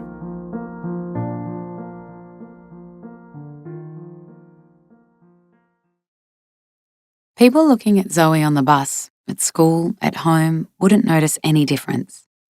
They would just see cheery, considerate, well-behaved Zoe, and often, most of the time, she really was that girl. But sometimes she was secretly performing an acrobatic trick while keeping the smile steady on her face. She could not let on to Celia, nor could she tell Jo or Rosa or her Aunt Freya in case they said something to her mother. She would just have to manage on her own, and so far, she had managed it. Now Kieran had arrived and shaken Zoe up in a way she could not manage. She couldn't risk giving away any hint to Celia about her fixation on Kieran, because her mother would worry, even though there was no need for her to worry, because a guy like Kieran would never be interested in a kid like Zoe. But more than that, more than any of that, Zoe didn't want to hear Celia discuss Kieran.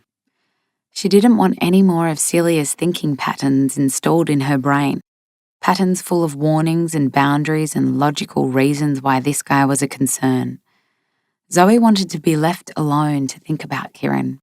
He was like an electric charge, but in a good way, connected to some energy or whatever this feeling was. In bed, in the dark, Zoe imagined running her fingers up Kieran's arm, along the lines of the tattoo, and then beyond the tattoo to the unmarked skin of his shoulder and chest. Would it feel different? No, that was silly. The surface of his bare skin would feel the same, but she imagined doing it anyway. 4. Celia couldn't put off a supply run to Narralong much longer. and she had agreed to pay Sheena and Kieran in cash, which would require a visit to the bank. "I'll head into town when we break for lunch," she said to Zoe. "Want to come with me?" "One of us needs to drive the tractor in the afternoon," Zoe pointed out. "You don't want Kieran or Sheena driving it, do you?" "No, but we could make it snappy and get back in time to—" "But if I just stay here," said Zoe, "you won't need to rush." Celia could hear the delicate thread of excuse-making in her daughter's voice. The two of them had their favourite routine on trips into Narralong, playing pinball at the Milk Bar, flicking through stacks of second-hand records at the St Vincent de Paul, then trying on whatever new garments had appeared on the racks at Faye's frock shop, before attending to the list of supplies to take back home. Celia had no doubt Zoe enjoyed those days in town together, but it also seemed fair enough that she might want some time on her own. And anyway, there was sense in what Zoe said about managing the day's picking tasks. If Celia felt uneasy about leaving the place today, even just for a few hours, she couldn't be sure if this was an instinct she should heed or just noise from her constant low-level buzz of anxiety. She asked herself, as she often did, what would a reasonable woman think about this situation? And then she laughed out loud at the ridiculousness of her own imagination. She'd developed a mental picture of this reasonable woman, an individual who looked a bit like Celia but with more smoothly groomed hair and dressed in a diaphanous white garment for some reason that could probably be traced to an illustration from a childhood storybook. Sometimes a reasonable woman gave Celia the shits. With her smugly beatific smile, dripping with tranquility, but the reasonable woman had her good points, always urging Celia to make judgments based on evidence. And the evidence of Celia's eyes was that Sheena and Kieran were not a problem. They'd been doing well with the picking all week. The boy could be boisterous, but not in a way that created trouble. They largely kept to themselves during the workday and retreated to the cabin during the break. At knock-off time, Sheena would hustle her brother straight to the shower, and that was the last Celia and Zoe would see of them until dawn the next day. They had proved to be surprisingly hassle-free workers. So, according to the reasonable woman, there was little risk in leaving the place for a few hours. At midday, Celia handed Sheena scrap paper and a pen. "Why don't you make a list of food and whatever else you guys need and I can pick it up for you in town?" Sheena responded with her usual abrasive awkwardness. "What? Oh, right." She met every overture with a mistrustful frown. She seemingly had no way to process basic good manners from other people. Celia realised there must be reasons for this. A tough childhood, most likely. She felt sorry for Sheena, but that didn't make engaging with her any more pleasant. As Celia drove the ute out towards the road, she called Zoe over to the passenger window. "I won't be long, couple of hours. If there's any problem, There won't be any problem." The journey into town always gave Celia pleasure.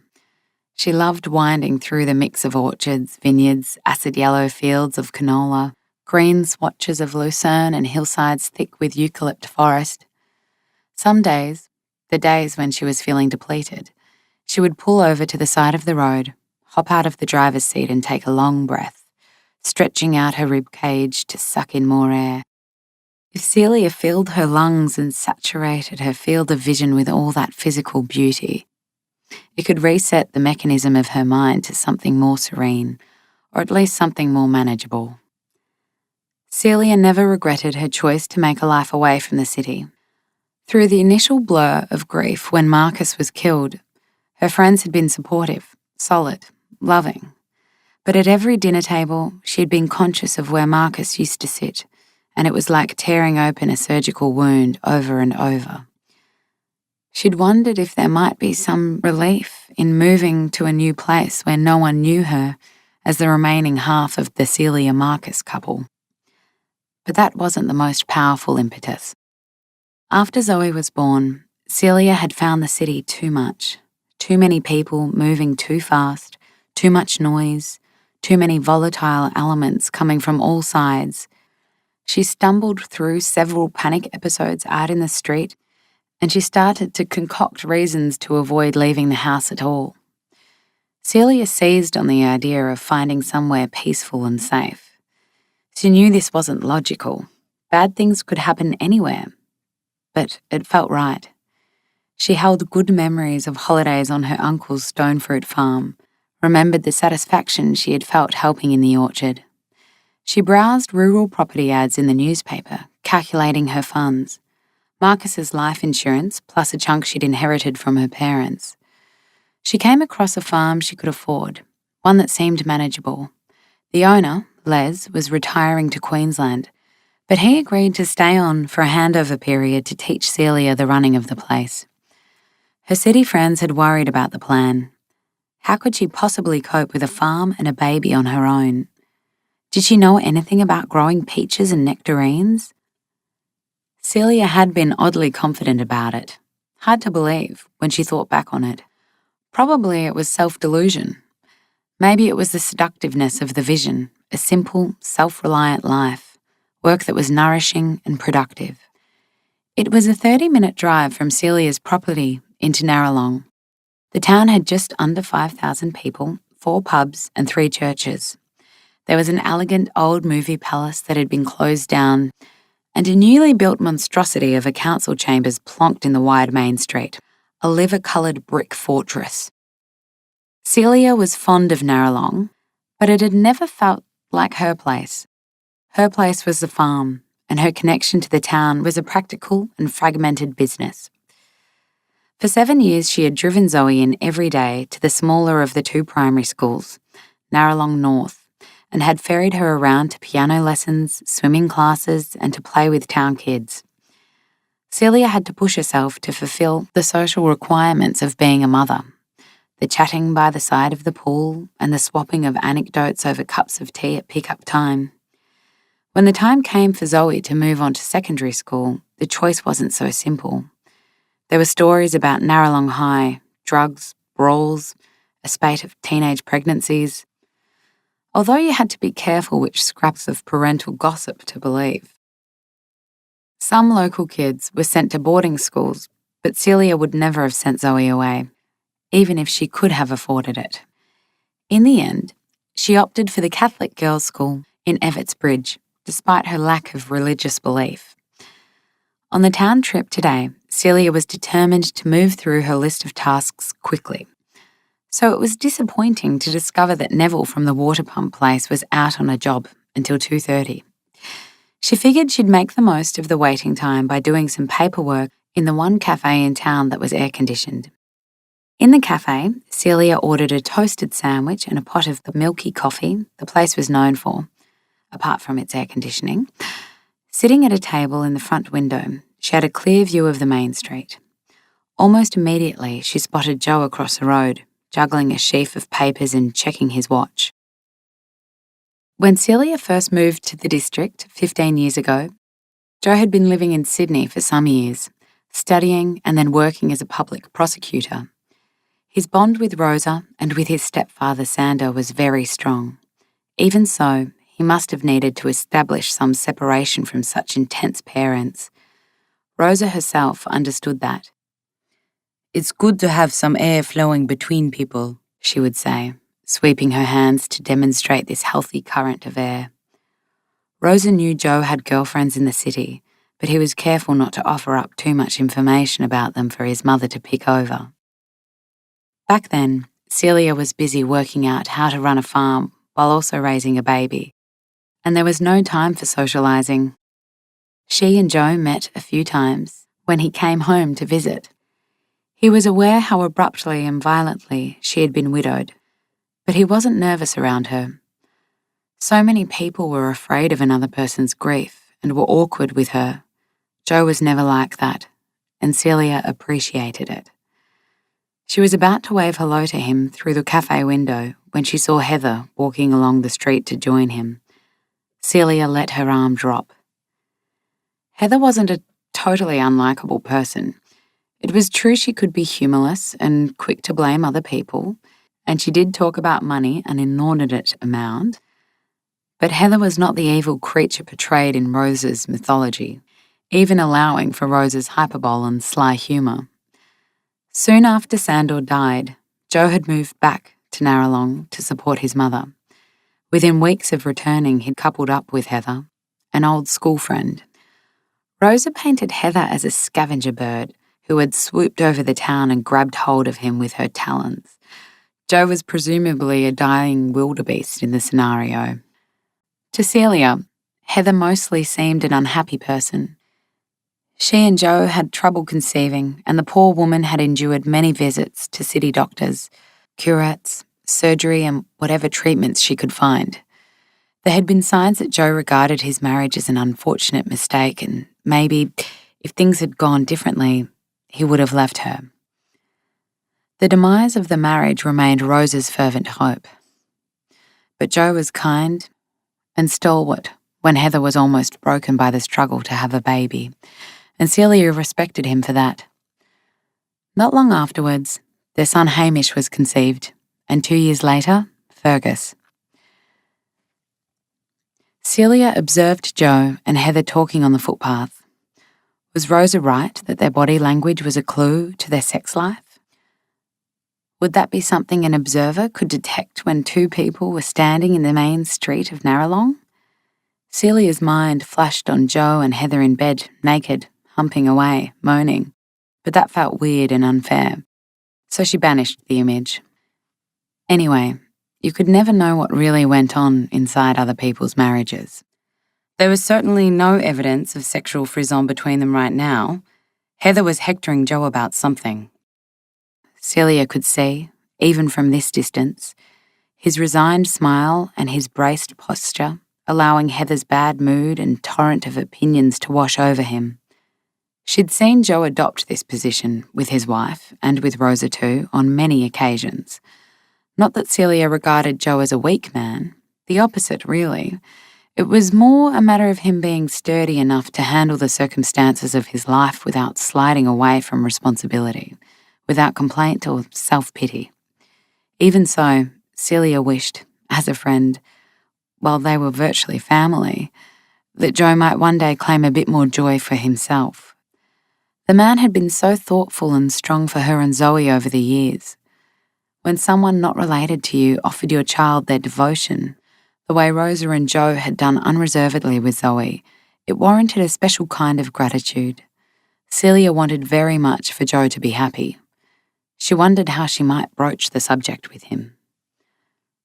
"Are you wretched, my friend? Surely you and Heather can't be making each other happy." But people never wanted to be subjected to that kind of questioning. Better to leave them be. Everyone had their own methods and accommodations to make life bearable. A few moments later, Heather and Jo crossed the street together, and Celia realised they were about to walk past the cafe. She didn't want to look as if she'd been spying on them, so, on a ridiculous impulse, she ducked down from her chair behind a display celebrating regional produce. A series of wicker baskets and cornucopias overflowing with real pumpkins and wheat sheaves mixed with plastic peaches, cherries, and bunches of grapes. Crouching, Celia was concealed by the display, but once down there, she realised she had no way of seeing if Jo and Heather had gone past. How long should she stay ducked down?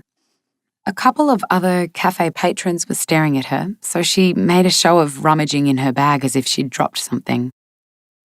"Celia, hello?" Celia spun round on the floor to see Jo and Heather standing beside her. "Lost something?" asked Jo. "Do you need a hand?" No, well, my keys. But found them now," said Celia, jumping up. "How are you guys? How are you, Heather?" Heather twisted her face, indicating she wasn't jubilant. Celia nodded and then realised the nodding might look like an endorsement of Heather's unhappiness. But she was unsure what to say to remedy that, so she said nothing. The three of them stood awkwardly for a moment until Jo broke the silence. "How are the new pickers working out?" Good. Celia heard herself sounding like an idiot. That was too many goods. "What?" asked Heather, irritated that she'd not been informed about something. "Oh, Jo found me a couple of people to help get the picking done. He saved the day, actually." "Ah," said Heather, still peeved.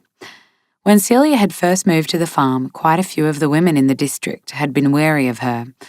A 27-year-old single mother who was presumably poised to seduce their husbands, which was, in reality, a fucking joke. She was barely holding the shreds of herself together in those early years after Marcus died. The last thing she would have contemplated was a romantic relationship, let alone a spot of husband stealing. There had been a couple of attempts by well-meaning people to matchmake Celia with available local gentlemen. They had been pleasant enough guys, but it had never felt right to pursue things. Running the farm and raising Zoe had been enough for Celia to handle. And now, at 42, she couldn't imagine connecting her life to a man again. So, she was certainly not a threat to anyone else's marriage. Heather, though, had always seemed suspicious of her.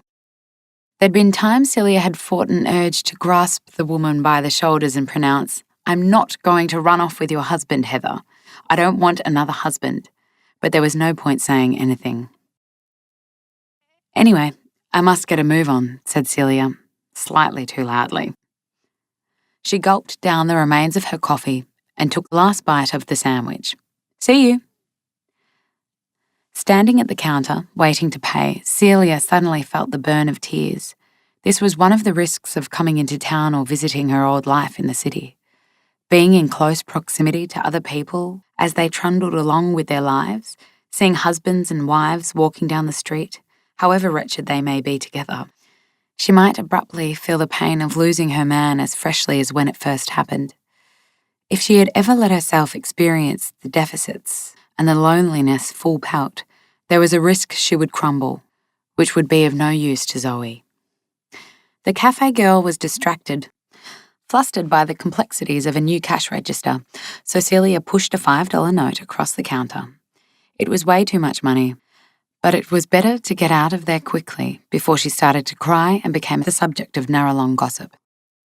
On the way to the water pump place, she stopped in at the bakery and bought a couple of vanilla slices, with their lurid yellow filling and neon pink icing, a favourite of Zoe's since she was a little kid.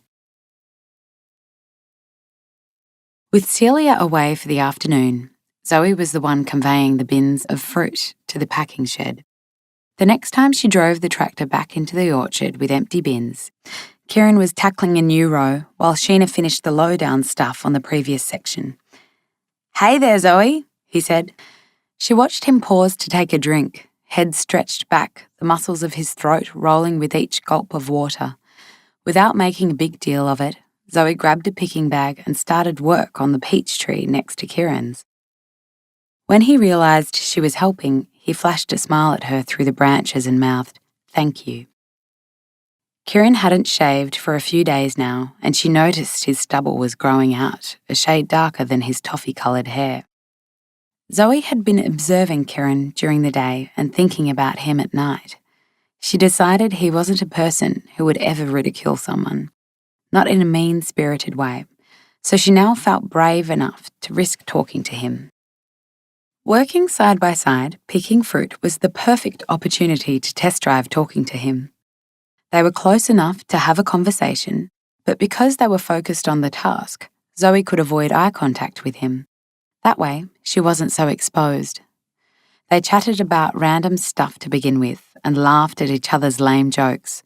After a while, Zoe felt a small surge of boldness, enough to say, "The thing you have to know about me is that I'm socially retarded." Kieran laughed. "What?" "Let me explain how it works. I go to a single-sex school in Evertsbridge, right?" "Where is that?" "So bloody far away from here," Zoe replied. "Which means I spend a total of 2.5 hours a day on a bus, usually with a few old people going to the chiropodist in Evertsbridge to get their toenails scraped out. So my day consists of bus, all-girls school, bus, home. On weekends and holidays, I'm helping out around here. That's it. Goody-goody daughter, whether I like it or not. I live in protective custody." "Yeah? It doesn't look to me like your mum doesn't chain you up at night, does she? I mean, she seems pretty cool." "Oh, Mum's cool in some ways, Zoe agreed. She never forbids me to do anything she doesn't have to. I don't get it. She does it by emotional blackmail, Zoe explained. I can hear the worry clunking round in her brain, even though she tries to hide it. Kieran stopped working and looked directly at her. Rosa told me what happened to your dad. I'm so sorry. That was far out. He was just standing there buying petrol and bang, some psycho shoots him. Your poor mum, poor you. He was looking at her so intently, Zoe had to turn away for a moment. Yeah, well, yes. Sorry, said Kieran. I didn't mean to sound... No, don't say sorry. And yes, you're right. That's the thing. There's a worm in Mum's mind. People go off in the morning and then never come home. So if I missed the bus once and I couldn't find a phone. When I got home, Mum tried to sound reasonable, but I saw the panic on her face. She was packing shit. I never want to see that face, so I don't do anything. That's how she keeps me locked up in protective custody. That's how you end up a 16-year-old who's done fucking nothing. That is, you end up socially retarded. Zoe took a breath after that mouthful of words and realised Kieran was staring at her in that intense way again. What? She asked. Kieran shook his head. I'm talking too much. Sorry. No, I like it, he said. I like it a lot. A moment later, they heard the sound of Celia driving the ute up from the gate. Zoe dumped her picking bag into the bin and hurried over to help her mother haul the shopping and gas cylinders inside. After dinner, Celia and Zoe shared one of the vanilla slices so they could save the other one for the next night. Possibly Zoe went on about the vanilla slice a bit too much. So disgusting, but so perfect, she said. The icing's sugary enough to make your teeth hurt, but then you sink into gooey custard in the middle and it's just, Thanks for getting these, Mum. You're welcome, said Celia. Oh, hey, how did you get on this arvo? Oh, good, said Zoe, as lightly as she could utter the words. 5. Sheena could hardly believe that Kieran had held it together for a full week. Putting up with the heat, the slog, the crushingly early starts, then being crammed into the airless little cabin at night, with only his testy sister for company, offered nothing by way of entertainment and without chemicals of any kind to distract him or embellish the experience. Really, her little brother was surprising the hell out of her with this new diligence. A few times, Sheena had glanced across from the ladder she was standing on to observe Kieran working away, focused, quiet for fucking once, and it struck her that he appeared to have sprouted several mature brain cells right there in front of her. Maybe it was the fresh air. At the midday break, Celia was hovering in the yard, waiting to speak to Sheena, but trying not to make it obvious. The band of muscle across Sheena's lower belly contracted, like tightening a belt. She was always primed for hassle, suspicious questions, dismissal. Something up? Sheena asked, if Celia wanted to sack them. Let her get the hell on with it. We should talk about Christmas. Sorry? Christmas? It's the 23rd today. Is it? Sheena puffed out a laugh. I lost track. Celia smiled. Yeah, easy to do. I guess you and Kieran will want to take Christmas Day off. Christmas had never been a jolly procedure in Sheena's experience. On 25 December, her family was either scattered, or if there had been any attempt at a gathering, it would fragment into alcohol-soaked disputes and, in especially merry years, would involve visits from the police. In recent times, wherever Sheena found herself during the festive season, she would sign on for any available work shifts in order to snag the penalty rates. I hadn't thought, said Sheena. I guess if you guys aren't working, we can't work.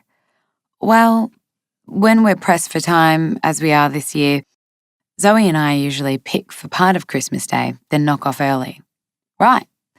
We'll do the same if that's okay with you. Great, said Celia. Rosa was eavesdropping, as the old lady often did. She gave Sheena the heebie-jeebs, the way she watched everything, keeping up surveillance from under her wrinkly eyelids, sending out that I am a white witch aura. Not that Sheena was fooled. She knew people could spin a vibe like that to unnerve you, but it didn't signify anything real. Still, Sheena didn't enjoy being stared at by that peculiar Hungarian duck in her mirrored Indian skirt, as tizzy as a Christmas decoration. They should come to my house for the Christmas evening meal, Rosa announced to the world, then turned to Sheena directly to explain. Celia and Zoe always come. You and your brother can come too. Sheena looked to Celia, not sure what to make of this. Celia was smiling, but she was noticeably uncomfortable. She was the type of person who wouldn't want to appear mean-spirited. But even so, she surely wouldn't fancy having Sheena and Kieran invade her Christmas festivities. Sheena was just about to decline the invitation when Celia dialed her smile up from polite to hospitable. Yes, that's what you should do, Sheena, she said. Come to Rosa's. Joe and Heather will be there, and their boys. No. Thanks, though. Please come. You're doing us a big favour, working through this period to get our peaches off the trees. So the least we can do is make sure you have a good dinner on Christmas Day. But we wouldn't have anything to contribute, Sheena mumbled. Rosa flapped her hand.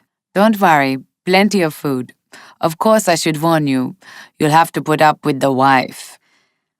And as she uttered the word wife, there was the vinegar face whenever she mentioned Heather. There's nothing I can do about the wife, I'm sorry to say, but a table full of good food, that's no problem. Sheena was formulating an excuse to wriggle out of the event, but then she glanced over to see Kieran hauling 2 heavy bags of peaches towards the yard, working hard, not complaining. The image of her and Kieran eating tin food in that fusty cabin on Christmas night was so bleak, it was almost comical. Being astray at someone else's Christmas had to be an improvement on that. Or a distraction, at least. And Kieran loved a party. Even if this party was sure to be a tense affair with Celia being awkward, the old lady being white witchy, her daughter-in-law being vile. Sheena could handle that. She'd endured a lot worse. Okay, said Sheena. Thanks. That'd be really good. Rosa clapped her hands together. It was all settled, then took off her work apron. She was taking the afternoon off for Christmas food preparations, but she must surely be in need of some rest as well, given how seriously ancient she was. Sheena had been shocked and secretly impressed to see an old lady work so hard in the heat, day after day. Sheena watched Rosa trudge down to her house at a slow but tenacious pace, with her dusty red sneakers crunching on the gravel and that ridiculously long skirt flicking back and forth as she swayed her hips, making the tiny mirrors glint in the sun. For the rest of the afternoon, Celia took over Rosa's role in the packing shed. In addition to driving the tractor, the woman was flat out busy, marching around the shed and the orchard in work boots, khaki shorts, and blue singlet. Sheena reckoned Celia was a good-looking woman, even sweaty and grubby with no makeup, her massive dark hair pulled back in an elastic band. She had the kind of olive skin that looked good with a shine of sweat on it. Unlike Sheena's pale, freckly hide, Celia wasn't pretty, not in a pretty girl way, but her face was strong, with beautiful eyes. She was tall, with the womanly figure you would see on a 1950s movie star. Big breasts, rounded hips, solid thighs. That sort of body could easily plump up, if the woman with the body didn't work as hard as Celia did every day. The point was, the whole package was quite sexy, in Sheena's opinion. Not bad for a 40-something woman. So what a waste that she'd been living out here on her own. Well, with a daughter, but no man. At first, Sheena had assumed there was something going on between Celia and Joe, but now she figured it was more of a brother-sister thing, which was a shame, really. According to the old lady, Joe wasn't getting any at home, and there was Celia right in front of him, not getting any either. But maybe if you'd always had a brother-sister vibe, it would feel creepy to crack onto each other. Possibly Celia drove into town for a sneaky fuck every now and then. She could have an arrangement with some local guy for her sexual needs, but Rosa said she didn't, and Sheena reckoned the old duck was right about that. So, Celia had spent 16 years living like a nun, a peach-growing nun with a child. Weird. Of course, Sheena wouldn't have a clue what it was like to have a husband, let alone a husband who got killed out of the blue when you had a baby in your belly. Still, it seemed a shame Celia's sexiness was being wasted, especially since she was getting older, and there wouldn't be many sexy years left. Through that hot, windless afternoon, Sheena, Kieran and Zoe picked fruit, then finished up at 5, an hour earlier than usual. While Sheena loaded the ladders and bags onto the trailer, Kieran was pulling at his shoulders, doing exaggerated groans of agony, making Zoe laugh. Sheena chucked the water bottle at him. "I told you to take it easy with that high-up stuff, deadhead. You always overdo it and end up shredding yourself." "But I kind of like the feeling," he said. "I can locate all these muscles exactly. Makes me think about my insides like one of those charts at the hospital, with the man's skin taken off so you can see the red stripy muscles wrapping and crossing over his body. How wild is that?" He grinned at Zoe, who proceeded to encourage the annoying idiot by laughing more. "Kieran," Sheena snapped, "you better have a good scrub. I'm not sleeping in that sauna of a cabin with you all stinky and cheesy." "I love you too, Sheena." They were about to head off to the shower when the girl said, "Hey, I was thinking, since we finished early and it's still light, which means, She trailed off, but Kieran was smiling at her expectant, so Zoe dredged up the courage to say what she planned to say. "The thing is, there's a good swimming spot at the creek. I could show you. Well, you can't swim, but you can cool off there, if you guys feel like it." "Fuck yeah, we feel like it. Don't we, Sheena?" Kieran swiveled his body to face her with a grin of appeal. "Come on, Sheena. Yeah? Come on." Her brother had worked hard for 7 days straight without whinging, so Sheena figured he deserved some kind of treat. And for that matter, Sheena deserved whatever treats might be available in this place they found themselves. "Sure," she said. "Whatever." The three of them refilled their water bottles, then Zoe led the way around behind Celia's house, down towards the creek. Kieran galloped ahead, as if they were on their way to an amusement park or some amazing attraction. When the rough track became steeper, zigzagging around rocks, all three of them had to pick their way more slowly. The creek was like a photo out of a tourism brochure. It sat snugly at the bottom of a gully, lined with trees that arched over the stream to create a shaded canopy. Clear water, almost knee-deep, flowed over smooth stones. Along the banks, between the big rocks, were stretches of soft grass, as if someone had mowed the stuff to look even more perfect. Zoe pointed out a section where she had piled up rocks when she was 9 years old in an attempt to construct a swimming pool. She showed them spots where her little kid self had hidden treasures and built cubbies and found an injured wallaby. It was like the childhood in a fucking book. Sheena yanked her shoes off and sat on a smooth rock. From that position, she could swish her feet around in the creek and scoop up handfuls of water to splosh over her face and arms. Kieran clambered straight into the water in the grubby board shorts and singlet he'd been wearing all day. He stretched out and rolled around on the creek bed until he was wet all over, like a Labrador in a puddle. Then he started to whoosh himself from side to side more vigorously. "Sheena, check it out. You can make it like a washing machine. Saves time on washing my clothes. You hopping in the washing machine, Zoe?" Zoe laughed, shaking her head. Like Sheena, she was sitting on the side, swirling her bare legs in the water. See that rock there? She said to Kieran. Sit with your back against that. Kieran shuffled his bum along and wedged himself against a rock that protruded from the middle of the creek like a low chairback. Instantly, the water was forced up, spraying high around him. He whooped, turning his head to catch the spray, flapping his arms like a little kid frolicking under a sprinkler. This is like a jacuzzi, better! Not that Kieran himself had ever been in or anywhere near a jacuzzi. He must have seen one on TV and was comparing that to a bit of water splashing against a rock in a creek. Sheena sometimes envied the way her brother could find delight in things, even if it involved being blind to the ugliness of whatever reality he was stumbling through. She wondered if it was a better way to be, but no, it really wasn't. That kind of childlike, unguarded state meant Kieran was too vulnerable, susceptible to individuals who took advantage of him. Sheena closed her eyes, relishing the shade, the sound of the water and the peacefulness of this place. A few moments later, there was a splash, and she opened her eyes to see Zoe in the middle of the creek, her shorts and t-shirt now soaking wet. The girl propped her back against the rock next to Kieran, and the two of them were laughing. When they'd first turned up at the farm, Zoe had kept her distance from Kieran, but in the past couple of days, from what Sheena could see, the girl must have changed her policy. Now, during the long shifts working in the orchard, Zoe and Kieran were yabbering to each other at every opportunity. Zoe was careful not to let Celia notice her talking to the lowlife guy. Sheena admired the way the girl handled the mother. The subtle way she sidled in and out of one-on-one chats with Kieran without Celia sussing it out.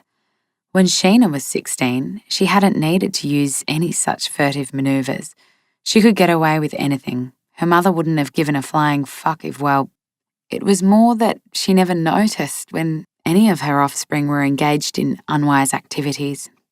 Their mum was always off her face or preoccupied chasing after scumbag boyfriend of the month or sprawled in bed weeping, blowing her nose on scrunched up toilet paper because scumbag of the month had left her.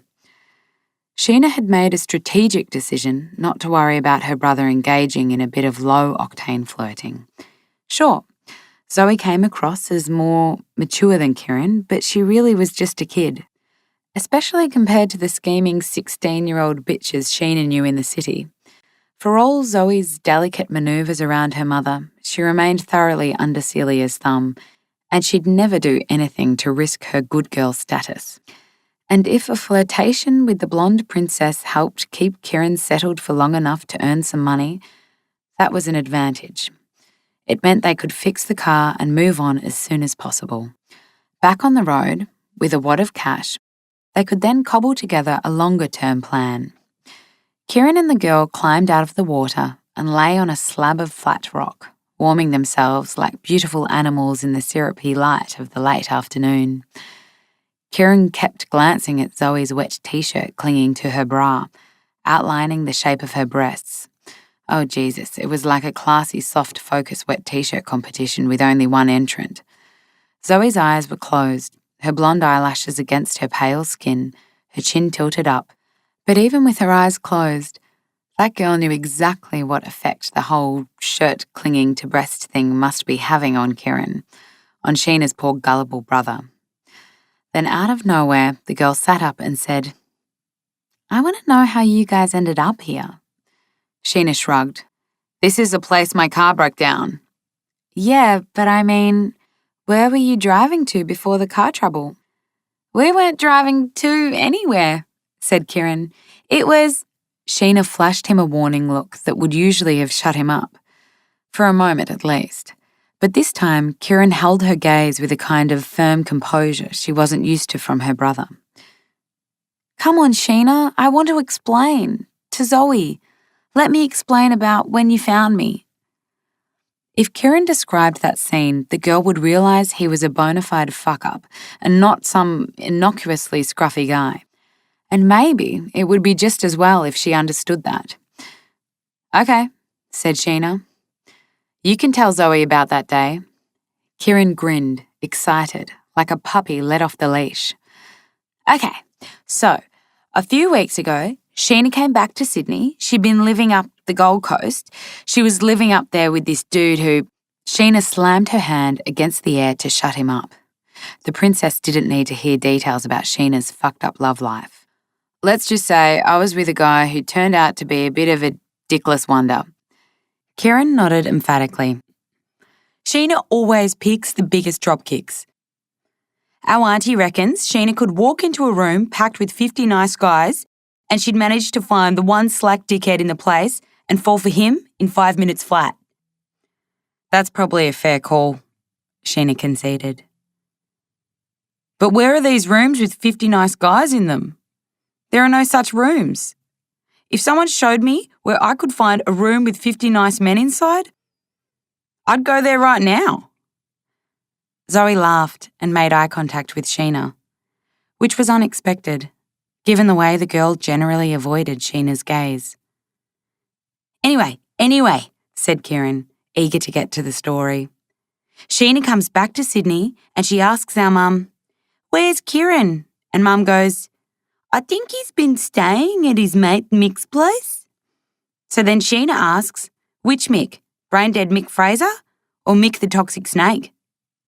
Sheena frowned, not sure it was the best idea to go into such detail with the girl. "Well, yeah, I had to ask because..." Kieran leaned across to explain to Zoe. "Because I've got 2 different mates called Mick. Well, 3 if you count Dean's brother Mick, who's in jail now. The point is," Sheena continued, "Mum had no clue. She just... Oh, let me do it." Kieran was stabbing his hand in the air like a kid eager to answer a question in class. "When our mum has no clue, she does this." Kieran did an impersonation of their mother, sighing, jaw slack, fluttering her eyelids down, an impersonation so accurate it gave Sheena the shivers.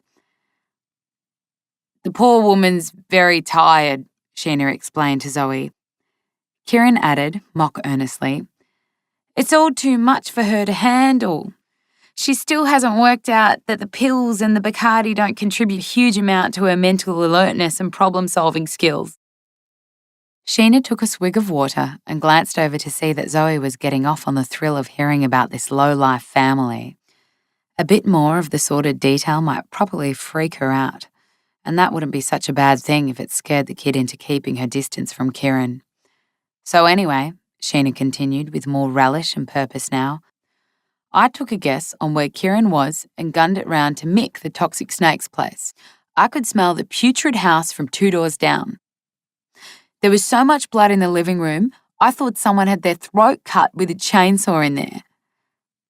"What was the blood from?" asked Zoe. "Those geniuses got hold of industrial quantities of a vet drug called ketamine.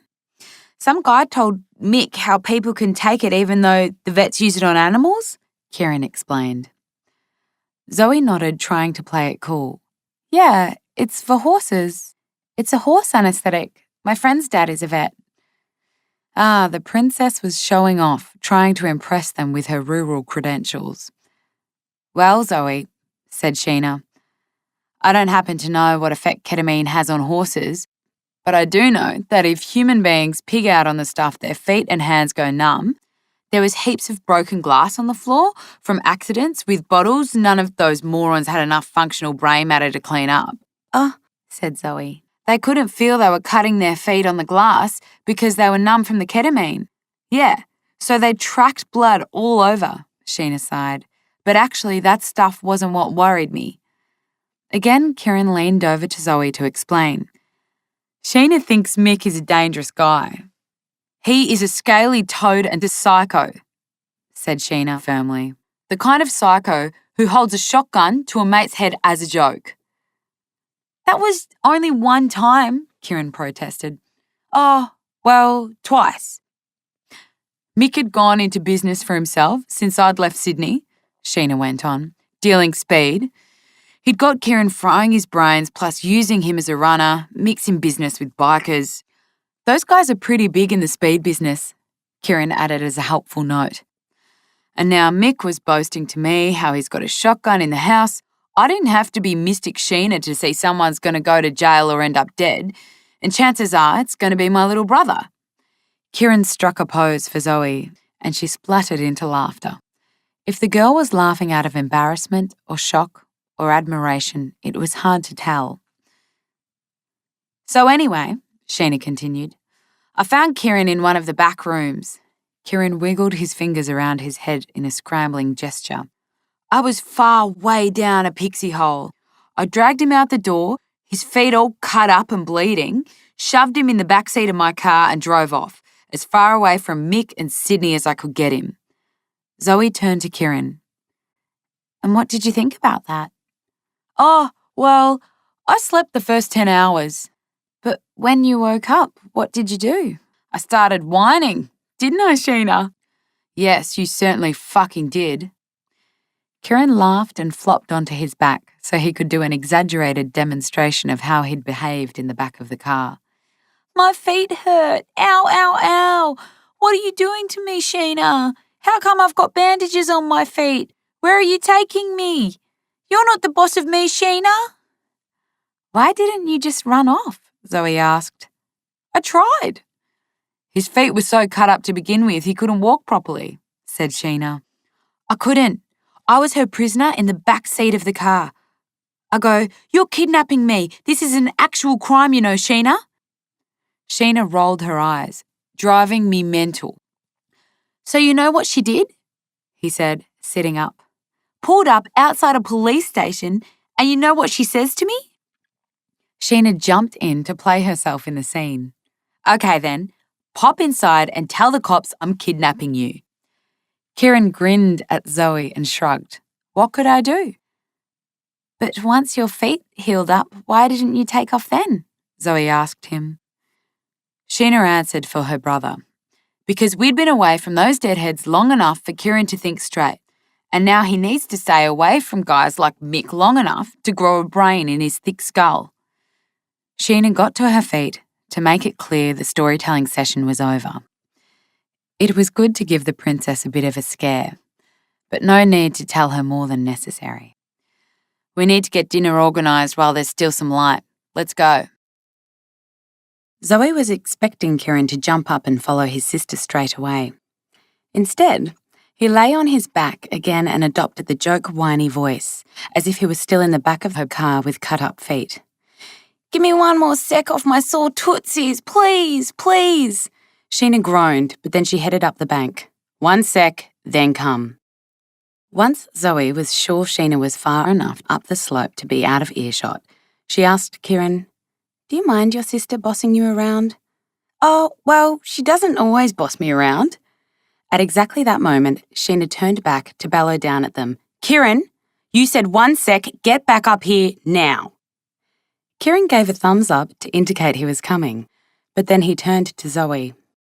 The thing you got to understand, Zoe, is Sheena's always looked after me, even when I was in kindy. Like, if she was picking me up from school and she found out kids were monstering me, Sheena would belt across the playground like Super Sister and yank their arms behind their backs. I had my own bouncer. Zoe laughed, easily picturing that scene. She was scared of Sheena, but admired her ferocity. When Sheena was telling the blood-on-the-floor ketamine kidnapping story, Zoe had never seen her so animated. It was a glimpse of the other ways Sheena could be, a sign she could be fun if you caught her in the right mood. But the main thing Zoe had felt, listening to the two of them, was envy. Envy that Sheena and Kieran had each other and could tell a story together as a double act, as brother and sister, and envy that they had a story to tell that was real and intense, like something out of a TV show. Sheena was near the top of the slope by now, but the screeching pitch of her voice was loud enough to make Zoe's ears hurt. Kieran, I can see you still sitting there on your fucking ass. Kieran didn't flinch. He just looked at Zoe and said fervently, Sheena's a good person. She deserves better than she gets. Again, the shrill voice from above them. Kieran! He bellowed up towards his sister. Yeah, I'll be up there in a minute. You have first shower. He spun back to Zoe. Better get up there soon, I suppose, before Sheena rips my balls off. But even so, Kieran made no move to leave. Sheena scowled down at them before she walked out of view. Sheena's cranky with you, said Zoe. Because of me. Well, my sister is worried you're after my money. Perhaps so. but she's also worried that you're just too immature and silly. They both nodded slowly, with mock gravity, until Kieran suddenly lunged sideways and scooped a handful of water from the creek to flip onto Zoe's legs. She squealed with the cold shock of it and then splashed him back, scoring a direct hit in the face. Kieran threw his upper body into the stream to swing his arms through the water and drench them both. The splashing assaults escalated into a full-on water fight, the two of them scrambling over the rocks, laughing wildly, clothes and hair sodden again until they eventually collapsed onto their backs on a grassy stretch. For a few moments, all Zoe could hear was the sound of Kieran breathing and her own breaths loud in her throat. She was aware of his body stretched out at a slight diagonal to hers. "What are you thinking this second?" Kieran asked. "Oh, you don't want to know." "I do." "Oh, no. Yes. Well, if you must know, I was thinking about how I think about things too much. Like, in my imagination, I watch myself doing something before I do it, and then I think about all the reasons it might be a bad idea and don't end up doing anything. I wish I could just—" So he squeezed her eyes shut, flung her arms out wildly, and made a yowling noise that bounced off the sides of the gully. "I wish I could throw myself into things before I get a chance to—" She opened her eyes to see Kieran staring at her. She dropped her arms, twisted up her face with self-mockery. "You think I'm a Fruit Loop?" No, you're, Kieran thumped his fist against the side of his head as if he could shake loose the word he was looking for. Zoe laughed. "Are you having a seizure?" "No, I've got to find exactly the right word. Yeah, you're spectacular." "Shut up. Don't take the piss out of me." "Don't you take the piss out of my word. I had to dig around in my scrambled brain to find that word. Spectacular." Zoe held her breath. She wanted so much for that to be true, for him to mean it, but the wanting it so much was almost more than she could bear. "A spectacularly sad case, you mean?" "Fuck me dead, you're beautiful." And that was enough to suck the breath out of Zoe's lungs so she was unable to bat him away with some comment. Kieran slid closer, close enough to kiss her, but then he stopped, waiting for permission. Zoe was going to have to make it clear she wanted him to kiss her. She was glad the sun had shrunk back out of the gully. It was getting close to sunset. The dim light meant it was possible Kieran wouldn't be able to see how nervous she was. She wrenched up the courage to lean toward him, and they kissed. Zoe and her friend Mandy had practiced pashing oranges when they were in second form. But she had never pashed a person unless you counted kiss-chasey games in primary school that only ever resulted in giggly or disgusted pecks on lips. Zoe had imagined pashing Kieran many times over the last 7 days, often during the daytime and even more at night. It was good, a bit tentative, but good. Way better than kissing an orange.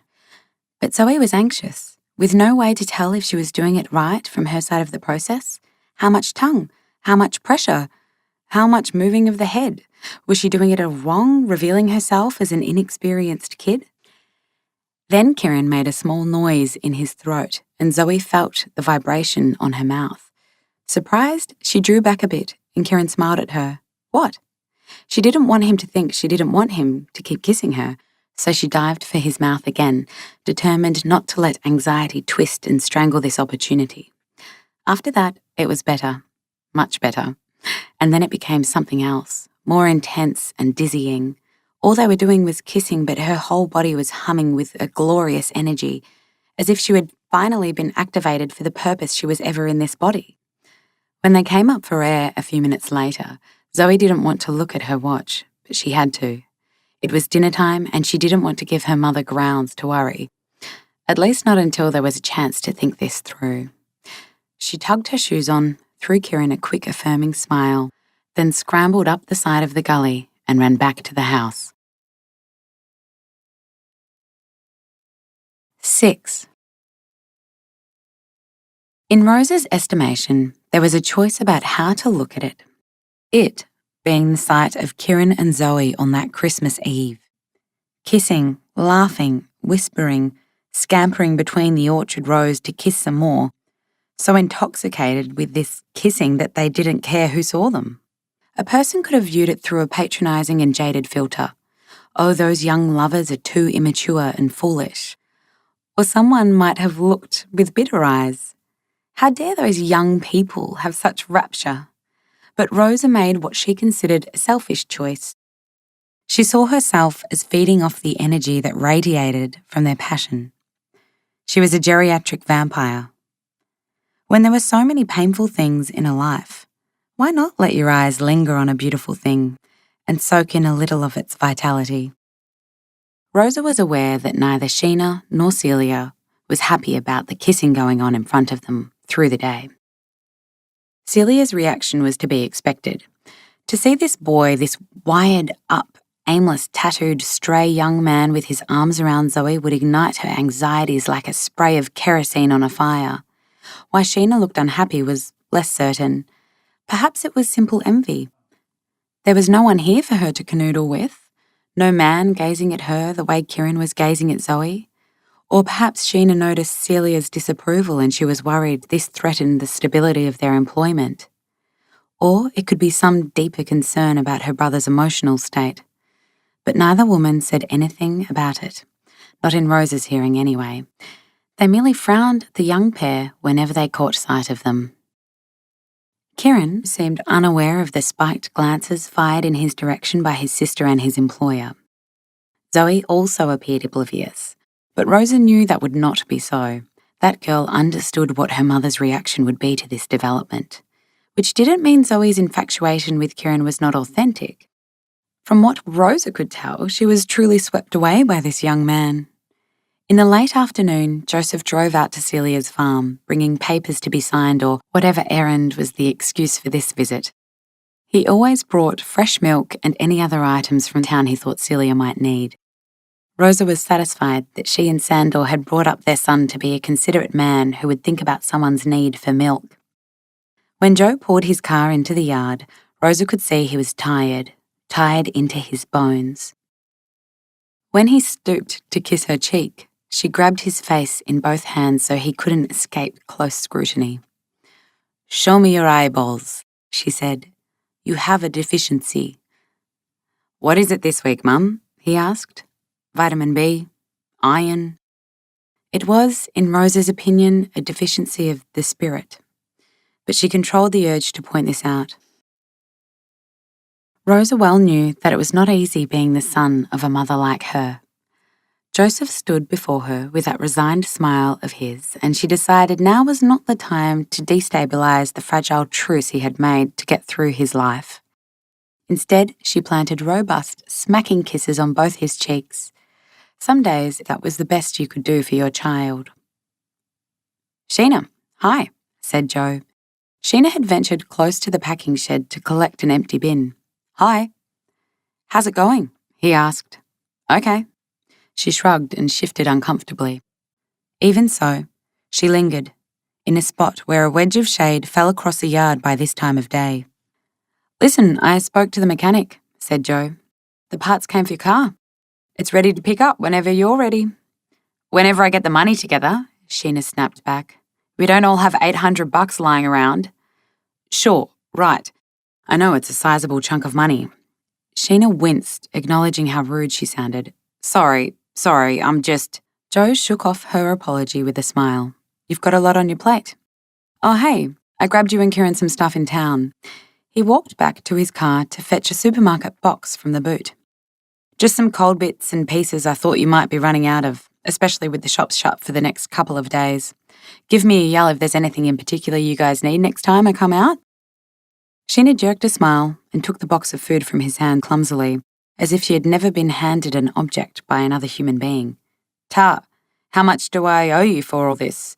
I haven't got cash on me here, but I could run down to the cabin and get some."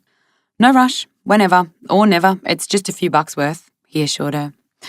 Rosa wasn't surprised to see Joe being so kind to this spiky woman. Living with a dissatisfied creature like Heather for more than 10 years had honed a special capacity in him to manage difficult people graciously. It was like a superpower he used at home that he felt obliged to exercise in other personal interactions. Sheena was clearly puzzled by his kindness. "How come you're being so nice to us? That's your job in town, is it? being the nice, helpful guy? Yes, thought Rosa. That was exactly the role Joe had established for himself. Sheena was more astute than a person might think just from looking at her. Eh? Responded Joe, thrown off balance. Oh, no, I don't mean, sorry, stammered Sheena. I mean, shit, look, thanks. I'll shove this stuff in our esky. Sheena seemed glad of the excuse to flee, heading down to the cabin with the box of food. Joseph also looked relieved that his awkward encounter with the woman was now over. As Celia walked across from the house, she saw Joe and called out to him. Hello. Joe swung his arm to indicate the row of fruit trees where Kieran and Zoe were working. You guys seem to be moving through the pick okay. We're getting there, said Celia. She and Joe stood side by side in the doorway of the shed, looking out into the orchard, just as there was a fresh outbreak of passionate kissing between Kieran and Zoe. Oh, murmured Joe. Celia nodded. Before Joe could summon any more of a response than that initial "oh" of surprise, the phone extension rang, reverberating through the shed. Celia answered the call, then mouthed, Heather, to Joe. He whispered a quick, sorry about this, as he took the receiver. Hi, how are you? He began before Heather cut him off. This was how it so often went whenever Rosa heard her son's side of a phone call to his wife. A woman apparently incapable of allowing another person to finish a sentence. No, I haven't rung them yet because there was more yapping by Heather. Then Joe managed to get a few words out. Sorry, but I thought we decided it was better to leave it a few. Heather then launched into a longer stint of talking, during which Joe nodded, capitulating to whatever position she was pushing. Okay, I will. Finally, his voice fell into a defeated cadence, the way these phone calls often ended. I'm sorry. I said I'm sorry. Rosa should not have been eavesdropping on her son's call, out of respect for Joe's privacy and to spare herself the frustration of hearing him like this. So she moved away, out of the shed and into the yard to avoid catching any more. Joseph drove back into town the minute the phone call was over. According to Heather, there was a big list of Christmas Eve jobs not yet done. Celia had noticed the flirting earlier in the week, given she wasn't sight-impaired or dim-witted. What she hadn't expected was that the flirtation would turn into anything physical. Zoe was by nature a cautious kid, so this brazen display of kissing had come as a surprise. Surprise kept Celia's mouth shut when she first saw Zoe and Kieran together. It was so early in the morning there was barely enough dawn light for the two kids to find each other's faces. As the kissing interludes continued through the day, what could Celia have said? What are you doing? It was obvious what they were doing. Zoe had dodged any possibility of speaking privately with her mother, and then at the end of the working day, she ran ahead to the house. By the time Celia caught up, Zoe had showered and was in her bedroom, the door closed. With anxiety fermenting in her belly, Celia dropped her sweaty clothes on the bathroom floor and stepped into the shower.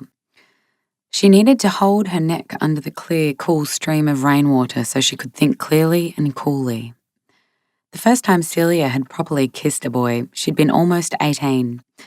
Wedged beside the cleaning supplies alcove at the back of the ice skating rink, she remembered that the moment felt good, a heady sensation despite, or maybe because of the bleach fumes from the nearby buckets. But her overriding response was relief that this boy she had been pining for was willing to kiss her. Celia used to worry she was too much for people. Through her teens and into her 20s, she feared she was too intense, too ardent, and this would frighten men away. She assumed she would always, inevitably, be the one who wanted a man more than he wanted her. So, her strategy was to conceal how strongly she felt, withhold the full force of her emotions rather than let them loose onto some guy who would likely flee in horror. In her romantic life, such as it was, she always felt precarious, on the edge of being exposed, and always slightly ashamed. Then Marcus came along, and it wasn't like that. Not on the evening they were introduced, and not for one moment afterwards. Within days of meeting, he declared himself with such unqualified fervour that Celia knew she could reveal the full strength of her emotions, Afterwards, they used to joke about the two of them unleashing themselves on each other. And right from the start, she felt astonishingly relaxed and safe to show herself. Because it was this man, Marcus. Maybe it was a matter of timing. By then, Celia was 24, more confident, making her way at work. In the previous few years, she had buried both her parents, a process that had left her tougher, more sure she could wrangle the world on her own. Maybe that was part of it.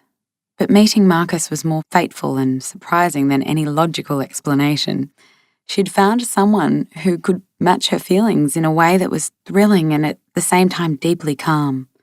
Lucky. She had always appreciated they were lucky.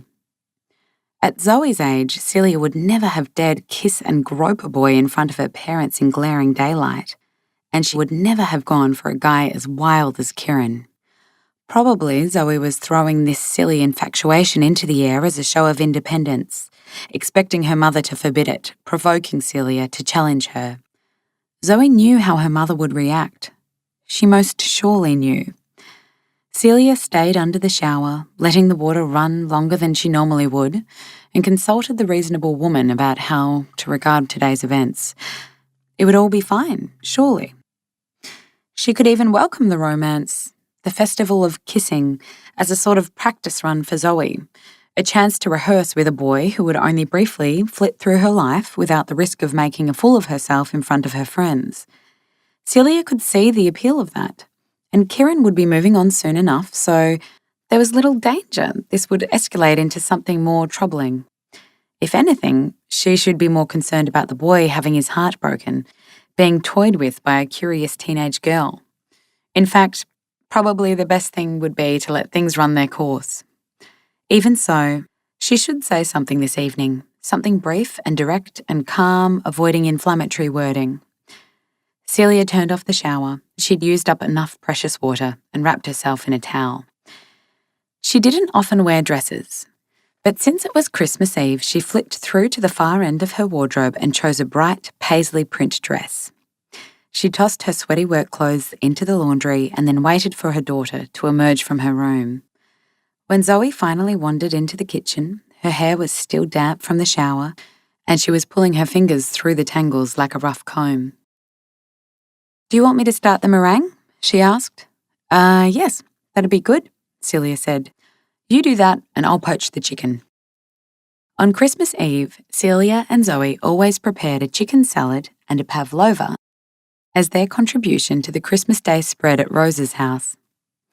She was surprised by the matter-of-factly domestic tone Zoe adopted, as if nothing unusual was going on. It threw Celia off balance, and for the moment, she figured it was best to say nothing, to let things go until the air around them settled. For the next hour, the pair of them worked side by side in the kitchen, preparing food, poaching chicken, whisking egg whites with sugar, sharing the limited space between the benchtop, the fridge, and the stove, moving around each other with the wordless efficiency of two people who had shared that kitchen for a long time. Celia should mention Kieran soon, broach the subject somehow. She wondered if Zoe would say something, but she said nothing, other than remarks or questions about the cooking tasks. The longer this went on, the harder it felt to choose the words or find the moment. It was astonishing the way two people could be in close proximity and not talk about the thing that was thudding inside both their brains. So Celia let the minutes unspool, until eventually it seemed impossible to blurt out a comment or ask a question. And by then she had let herself relish the simple pleasure of this Christmas Eve routine with her daughter. She didn't want to spoil it, so she said nothing.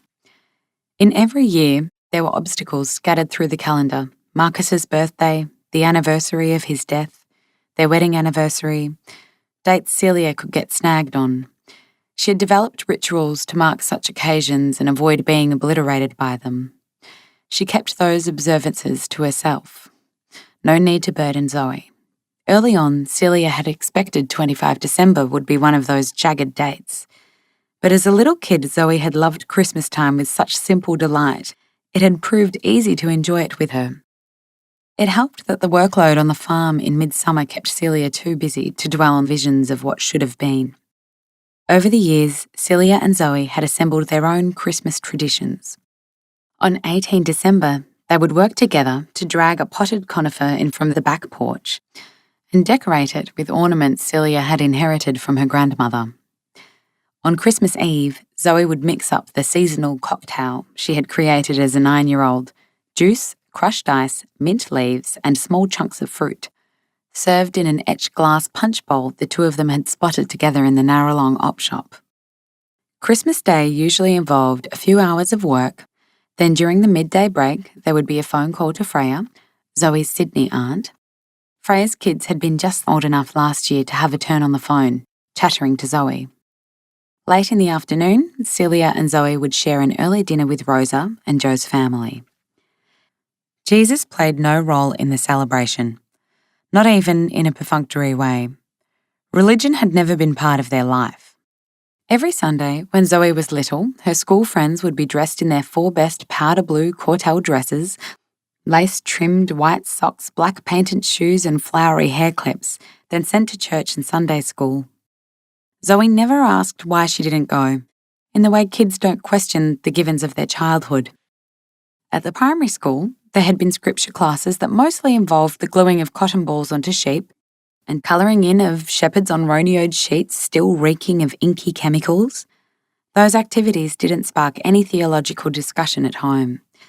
When Zoe started at the Catholic high school, Celia kept her mouth shut and didn't directly challenge the religious instruction from the nuns, wary of forcing her child into an outsider position. Zoe had played along with the school scripture stuff. She was a dutiful, willing kid, and when she experimented with a bit of earnest prayer at bedtime, Celia decided not to comment. Then one day, in her 2nd year of high school, Zoe came home and announced, "I don't think any of it is true." "Neither do I," said Celia. And from then on, the two of them would talk in a relaxed, curious way about the various things people believed, including the version of religion the school was pitching. Zoe checked the pavlova base in the oven, then lifted it out onto the bench.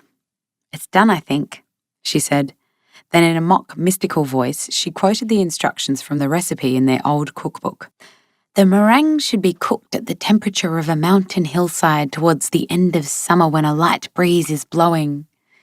Every year, the two of them would send up that ridiculous otherworldly line in the cookbook.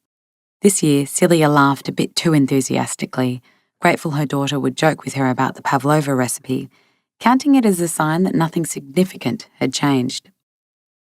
All evening, Zoe was sweet with Celia, but holding her at bay, as if she were clasping her mother's arms affectionately, but in such a way that it maintained a gap between them. Any connection felt fragile, and Celia was careful not to spoil things. Since Zoe had turned 8 and grown too old for the Santa Claus pantomime, mother and daughter had exchanged presents on Christmas Eve, a tradition they liked to call being European. Really, it was a practical matter, given that mornings during harvest times were always pressured and busy. After cooking and eating, they followed their usual Christmas Eve routine and switched on the telly for the Carols by Candlelight telecast. They lit a dozen red and white candles around the living room and then both sat cross-legged on the floor to unwrap their presents. Zoe gave her mother 2 gifts: an Iris Murdoch novel she'd asked Freya to post from Sydney, and earrings, red jasper set in silver, that she'd bought from the slightly hippie shop in Evetts Bridge. "What a fantastic choice! I love them," Celia said and put the earrings on straight away. Celia always gave her daughter a stack of books. This year, there were novels by Ursula Le Guin, E.L. Doctorow, Jane Austen, and Chaim Potok. An odd mix, but she was confident Zoe would devour them all happily. Another parcel contained an embroidered straw beach bag stuffed with a striped purple towel and other beachy items. This gift was meant to demonstrate Celia's enthusiasm about the plan for Zoe to spend the next Easter holidays with her friend Mandy's family at their caravan on the coast. Celia's main present for her daughter was the riskiest. She'd seen the dress in a shop window on a trip to Young, and the urge to see Zoe wearing it was strong enough to make her spend more money than she normally would. When Zoe peeled the sticky tape from the wrapping paper, the dress slithered into her hands, pale blue silk printed with loose skeins of flowers tumbling down. "Mum, it's so lovely," she whispered, "but it looks expensive." Zoe had always worried about their finances, even as a little kid, and as always, Celia fibbed to put her at ease. "It was on sale. I hope it fits." Zoe ducked into her bedroom to try on the dress. She had never been especially modest about her body, even in her teens, but in the last year she had stopped wandering through the house naked or even in underwear. "It fits, I think," said Zoe, when she reappeared in the doorway. The dress gathered softly at the shoulders, with a scoop neckline, and the silk skimmed over her waist and hips to fall like liquid into the loose folds of the skirt. She was breathtaking in the dress, just as Celia had imagined. Celia couldn't speak for a moment, looking at her, and then before she could say a word, Zoe darted forward to kiss her mother on the cheek. "I love it. Thank you," she said. Celia felt Zoe's warm body against hers, and then the sleek fabric of the dress slid under her hands as Zoe darted away, back towards the hall. "I better take this gorgeous thing off and hang it up," she said. "I feel so tired suddenly. Might go to bed." "Yes, do that. We need plenty of energy for tomorrow." Celia stayed on the floor for several minutes after Zoe left, but sitting there was only delaying the start of the hours she would spend lying in bed, wondering if she should have said something.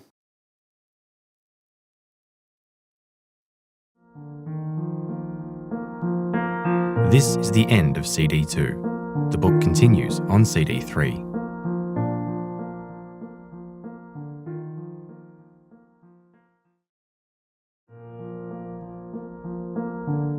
CD3.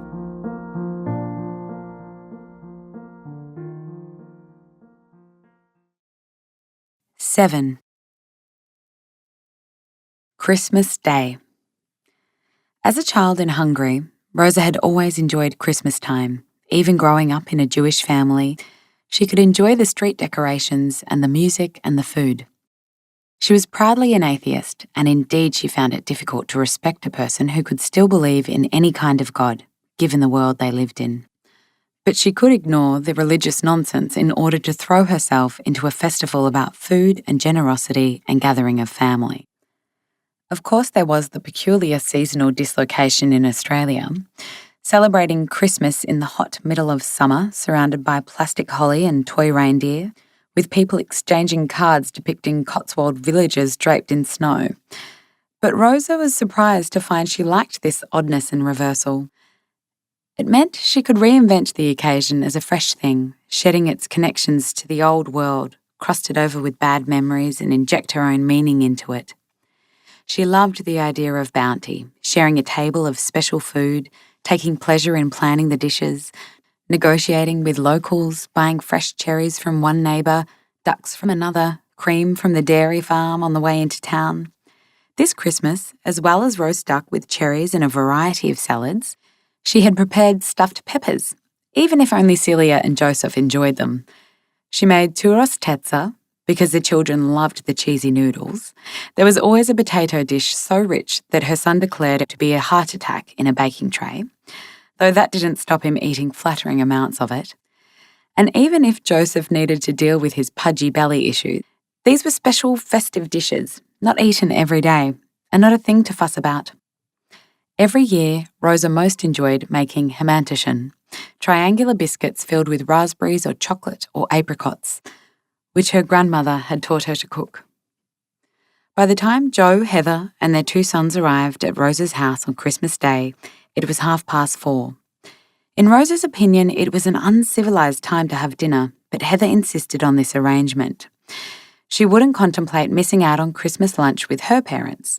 One year, in an attempt to make things easier for Joseph, Rosa had accepted an invitation to Christmas lunch at Heather's parents' home and was served a meal involving desiccated, overcooked pork, waterlogged vegetables, and a brick of puddings served with whipped topping from an aerosol can.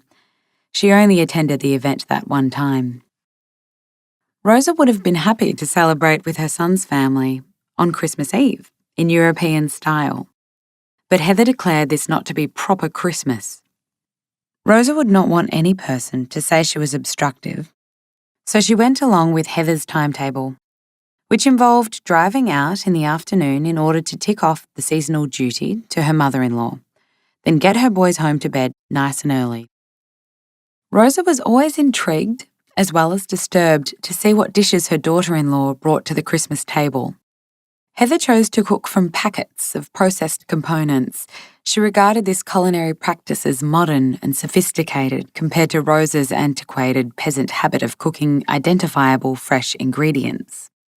For Christmas, Heather went in for torturing the food into shapes. This year there was a bright green jelly mould with chunks of vegetables trapped inside, surrounded by a wreath of lurid yellow cheesels. Some kind of tinned fish had been mixed with artificial substances, and what appeared to be a can of pineapple chunks then formed into a fish shape. Heather was clearly most proud of an object shaped like an igloo, made from deb, dehydrated potato, with a sausage meat interior.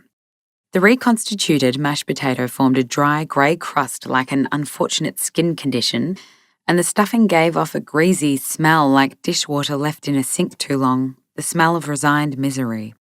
In theory, there could be something playful about a mother preparing food in fanciful shapes, such as an igloo, for her children on Christmas Day.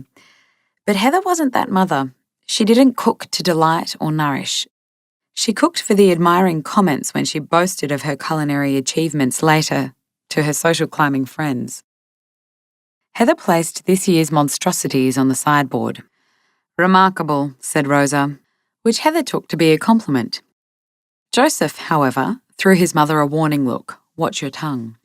"Boys, show Grandma what Santa put in your Christmas pillowcases," suggested Heather. "Yes, please, show me," said Rosa, and the two boys dragged in a laundry basket filled with their gifts: a board game called Mousetrap, a spirograph set, books and beach toys. Rosa made a fuss of each item, asking questions and letting the boys chatter about them. Very quickly, their chatter turned to the much more exciting presents they had also received that morning: scooters, remote-controlled car sets, walkie-talkies, an arsenal of plastic weapons, and a fleet of matchbox cars. Rosa exchanged a look with Joseph as his two sons reeled off the long list of extra Christmas booty they'd left at home. Knowing that Rosa disapproved of such material indulgence, Heather only allowed Hamish and Fergus to bring a selection of their more educational gifts to their grandmother's house. Joe had argued against Heather spoiling the children, but he never won that battle. These days, Rosa consulted Joseph about what she should buy her grandsons. This year, with his advice, she gave Hamish a couple of Airfix kits to make World War I planes. She suspected it was a tactic by Joseph to spend time with his TV-fixated elder son. Just the two of them engaged in a task together. For Fergus, Rosa bought a set of watercolours, brushes, and quality art paper because a 7-year-old reportedly loved painting and drawing. Rosa figured this was also wishful. Joseph would like to imagine his son was an artistic child. Heather always gave Rosa clothes, invariably matronly and hideous. These garments were made of synthetic textiles created by chemical companies out of their petroleum dregs, fabrics that would make human beings sweat like sows swaddled in plastic wrap. Why any person with a choice would wear such fabric next to their skin was a mystery. Possibly Heather offered these garments as an unsubtle hint about how she would prefer Rosa to dress, or perhaps the woman was unobservant enough to think her mother-in-law would actually like them. Rosa wasn't sure which explanation was more dispiriting. Every Christmas, there was always another parcel tagged "For Grandma, Merry Christmas" from Hamish and Fergus, even though the two boys played no part in selection, purchase, or wrapping the gift. This parcel would always contain candles and lovely bath oils chosen by Joseph because he knew his mother enjoyed such things. After the exchange of gifts, there was an awkward silence, which Joseph valiantly tried to fill by pointing out things around the house. Heather looked panicky, trying to think of a way to make conversation. "Oh, Rosa, is that a new painting?" she asked.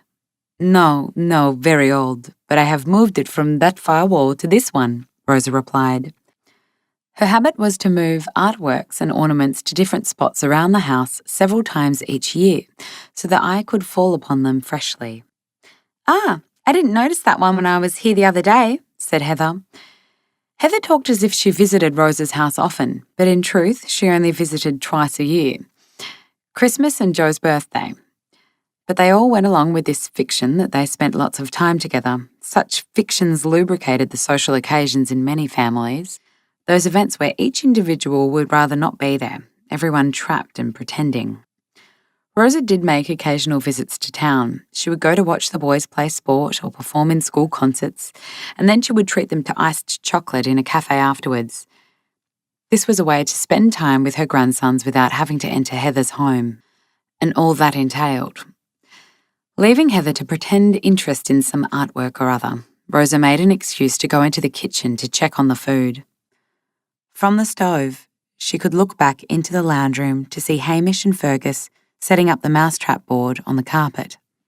She searched the boys' faces for signs of Joseph inside them somewhere, willing the genetic material to push its way through their skin. Joe made some efforts to influence his sons in positive ways, but really, for the sake of peace, he gave in to Heather and her choices again and again.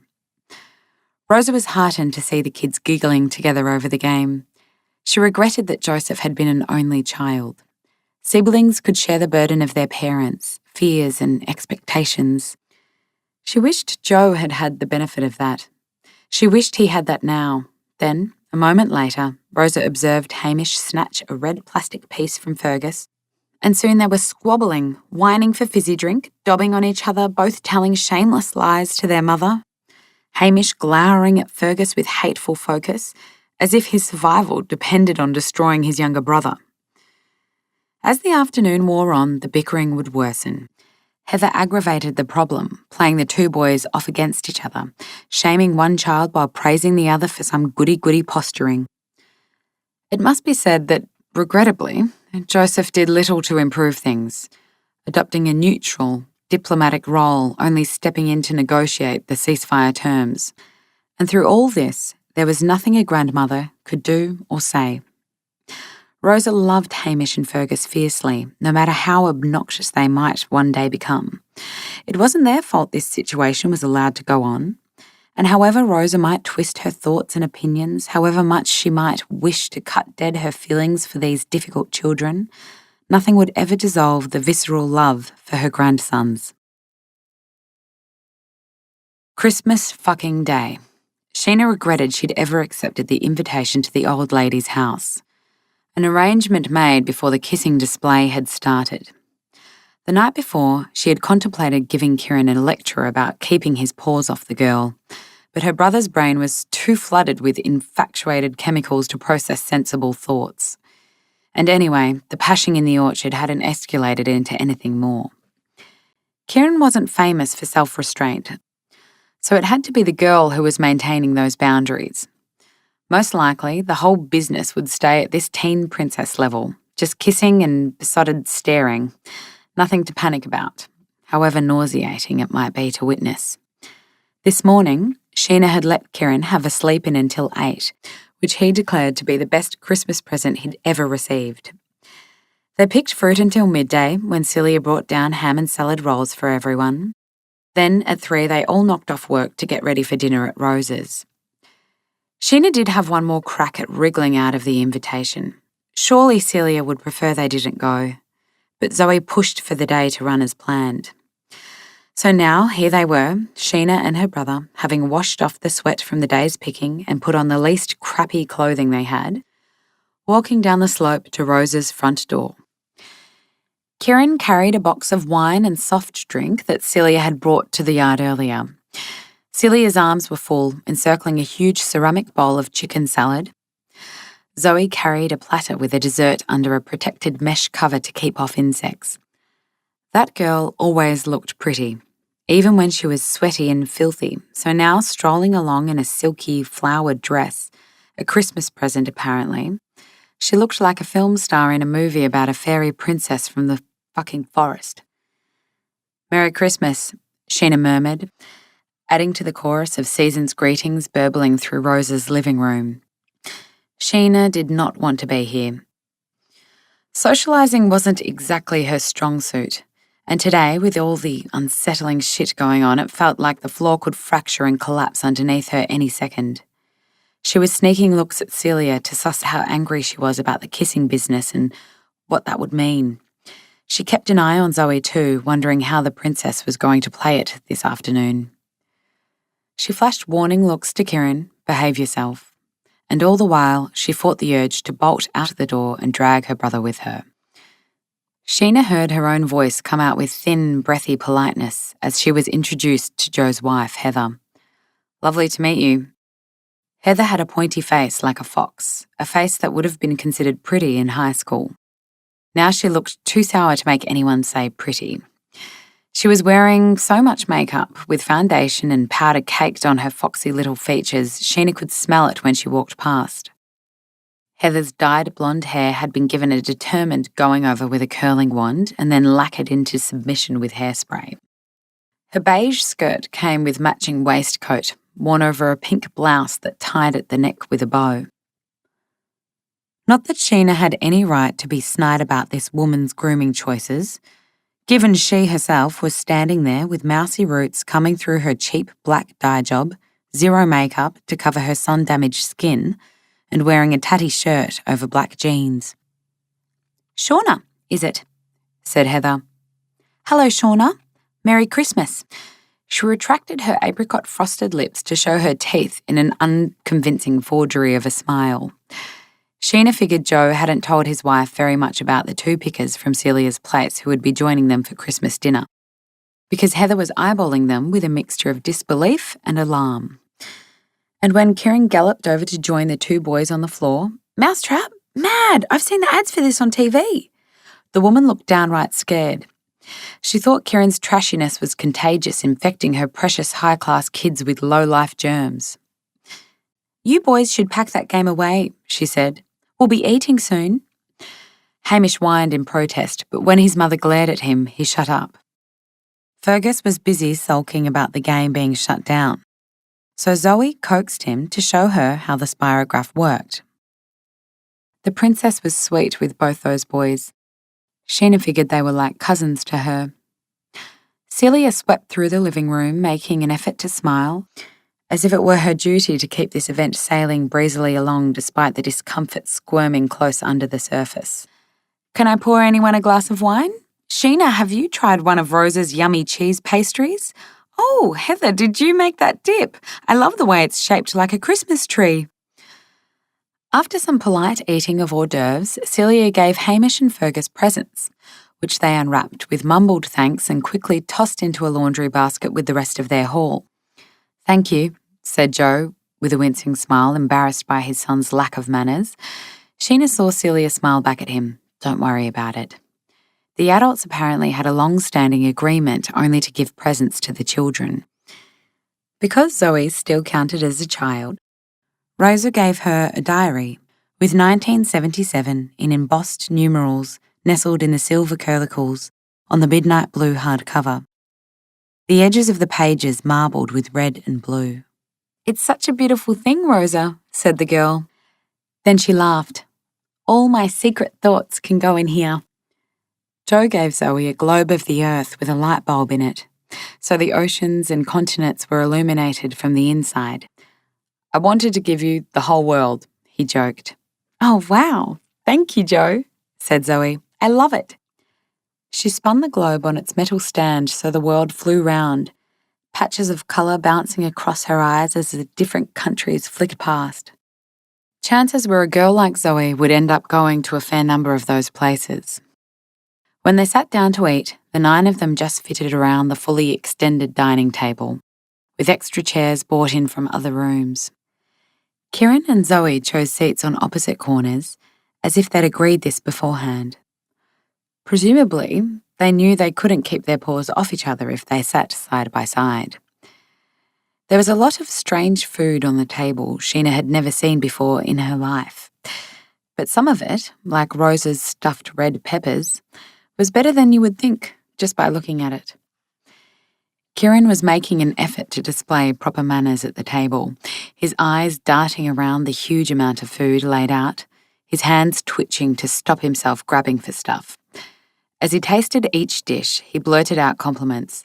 "Rosa, you're the best cook in the world. Did you say this was a duck? I've never eaten a duck before. Celia, your chicken salad is far out, that is good. He struggled to keep smiling as he chewed a mouthful of the food Heather had contributed. Everything she cooked was oddly gritty and left a chemical coating on the inside of your mouth. Even so, Kieran managed to find a way to praise her.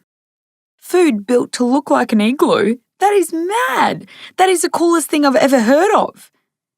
Thank you, said Heather, and did a weird tight thing with her mouth. She didn't want to receive compliments from a yobbo like Kieran. The way she acted, you'd think he'd just spat in her face. Sheena wasn't the most diplomatic person on the planet, she knew that, but even she was shocked by how openly mean Heather was about Rosa's food, poking at it as if insects were about to crawl out.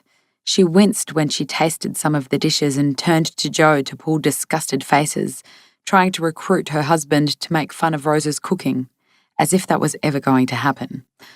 Over dinner, Heather launched into a boastful monologue about her kids, bragging about school results and sporting achievements, with sniggering comments about the inadequacies of their classmates thrown in.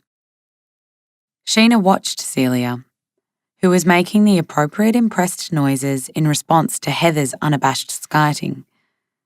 Celia could easily have boasted about Zoe too, but she had too much class to do that. At one point, Rosa asked everyone to raise their glasses for a toast. I just wish to say that I'm very happy to have you all around my table to share this Christmas meal. There was a chorus of cheers and everyone took a sip of wine or beer or lemonade. Once the dessert and sweet things were on the table, Heather pulled Joe aside for a hissed private conversation. She was spraying dirty looks at Kieran, whispering about him to Joe, without even trying to pretend she wasn't. The woman was cranky as shit that her husband had allowed a pair of scumbags to come to their family event. Sheena tried to catch Kieran's eye to remind him not to be a dickhead, but he was preoccupied, raving to Celia about the pavlova, being incredible. I wish I had better words. Just, incredible. At least he wasn't pashing that girl in front of tight-assed Heather and her precious kids, thank Christ. Celia was only there for Rosa's sake, to help soak up Heather, and for Joe's sake, to help control Rosa's tongue around Heather, and also for Heather's sake, to offer some neutral ground within the difficult territory of her mother-in-law's house. Every year, the occasion would start out on a gust of goodwill, then drift into a strained evening that everyone wanted to escape. And today, there was the added strain of Zoe and Kieran. Even though that seemed on pause right now, the worry was still humming under everything. After they'd eaten, Rosa put on one of her Elvis Presley Christmas albums on the record player. She was a big Elvis fan, which blessedly covered over any uncomfortable silences. Joe was in the corner being berated by Heather. He was still and calm with her, as he always was, as if he could absorb his wife's irritable mood into his body to save innocent bystanders copping a spray from her. Celia felt bad for her. Rosa would be a difficult mother-in-law to please, and Heather did make some efforts, however clumsily, and she was in an especially tetchy state this year because she hadn't been forewarned that 2 itinerant fruit pickers would be additional guests at dinner. Joe would have wanted to avoid an argument by not telling Heather beforehand, but that struck Celia as unfair, leaving his poor wife feeling ambushed and off-kilter. When Fergus turned up the volume on the Elvis record, Heather spun round to snap at him. "Turn down the wailing of that disgusting man!" But before the kid had a chance to do as he was told, Kieran turned it up even louder. "This is the most excellent Christmas I've ever had in my life," Kieran proclaimed. It was cramped with so many people in Rosa's living room, but Kieran found space on the available patch of carpet to start dancing, gyrating his hips Elvis style. Heather fired Joe a look, as if the tattooed hoodlum cavorting in front of her children was his fault. Kieran caught Zoe's hand to draw her over to join him. He spun her round until she was laughing dizzily, then the two of them twisted back and forth, playful and silly. The next track was Elvis doing a bluesy number, Merry Christmas, Baby. Zoe and Kieran stayed on the dance floor, swaying to the slower beat, gazing at each other. They weren't blatantly kissing in Rose's living room as they had been in the orchard all morning, but anyone could see how they were with each other. The infatuated intensity, the way Zoe leaned her face close into the scoop of Kieran's neck to whisper something to him and giggle. Heather turned to Celia and raised her eyebrows. Celia didn't want to stand there and cop Heather's questions or disapproval, so she grabbed an empty food platter to carry out to the kitchen. Once she was out of Heather's eyeline, Celia took a breath to steady herself. She didn't give a toss what Joe's wife thought. In fact, she'd never cared much what other people thought about how she should raise her own child. Let people like Heather clutch their fistfuls of opinions. But right now, Celia had to work out how to handle this, and having Heather's sneering at her didn't help. She deposited the platter on the sink and headed for the back door to reach the open air so she could think. She stepped onto the porch to discover Sheena was standing out there, alone. Celia attempted a smile of solidarity. She was hoping she and Sheena could handle this together, as the two responsible adults in the story. She flicked her head in the direction of Kieran and Zoe dancing in the living room. So? Yeah, said Sheena, not giving much away. Has Kieran had a serious girlfriend before now, or? Sheena bristled. If you're trying to pump me for information, forget it. He's not telling me anything you can't see with your own eyes. I'm just trying to get a sense of, they're not fucking on Kieran's bunk bed, if that's what you want to know. Fair enough, Sheena. I don't think it's weird for me to be concerned about my daughter. Hey, no offense to your daughter, but I'm not too stoked about this either, okay? Why do you say that? Asked Celia. Look, Kieran got himself in some trouble in Sydney, so Trouble? I'm just trying to keep him settled and this doesn't help. Maybe it'd be best if you tell me. Best thing is if I wrench him off your daughter quick smart and haul him to the cabin, said Sheena, then dodged back into the house before Celia had a chance to ask another question. We better go, Kieran, Sheena announced. We've got to wake up dead set early tomorrow. She thanked Rosa for having them, muttered a general goodbye, and steered her brother out the front door at remarkable speed. As the last of the daylight faded, Celia was washing up in Rosa's tiny kitchen while Joe dried the dishes. Rosa, exhausted by the effort of having everyone here, had been persuaded to go to bed. Zoe stayed in the living room playing mousetrap with Hamish and Fergus, while Heather reclined in an armchair, nursing a bilious headache. Celia turned to Joe, but she kept her voice soft, knowing Zoe could emerge from the other room at any moment. Kieran's been in some kind of trouble, she said. Like what? The sister just said, trouble. That's why they're on the road. Kieran calls himself a fuck-up? You'll think I'm neurotic. I don't think that, said Joe, but I doubt there's any reason to panic.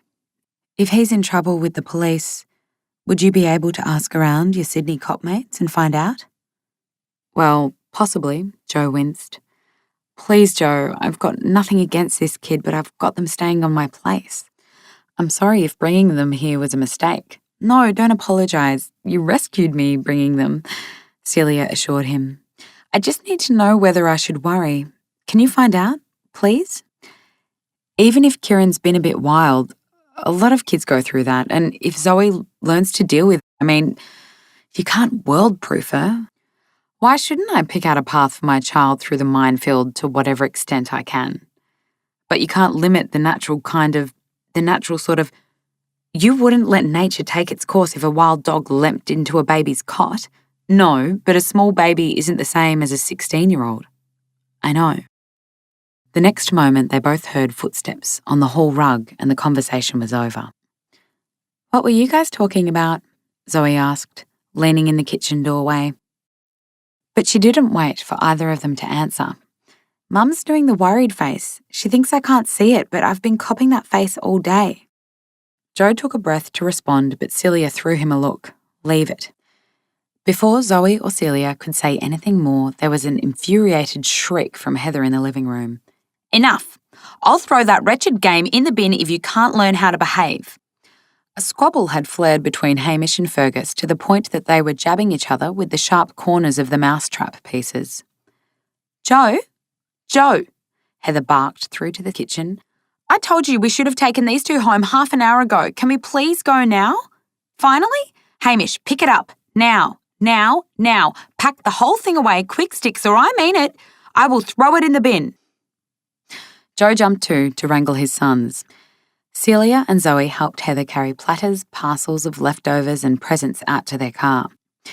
Hamish and Fergus were hustled into the back seat, faces pinched from being roused on by their mother, but fingers poking each other on the sly, ready to resume their dispute on the trip home. Celia and Zoe stood on Rose's front veranda to wave the family goodbye. As Joe said his farewells, he tucked his head close to Celia to murmur, "Try not to worry so much. See how things go." He kissed the top of Zoe's head, the way he used to do when she was little. "Take care. See you guys soon." Once Joe and his family had driven away, Zoe didn't go straight back inside. She stepped off the veranda onto the grass. She did a few wandering dance steps around the front yard, barefoot with the sheen of the blue silk dress catching the little bit of light that spilled from the house. Celia, leaning against one of the veranda posts, couldn't tear her eyes away from her daughter. So lovely, it was almost painful to look at her. Celia usually kept her body taut with readiness to tackle whatever needed doing in the present, or whatever problem might materialise in the future.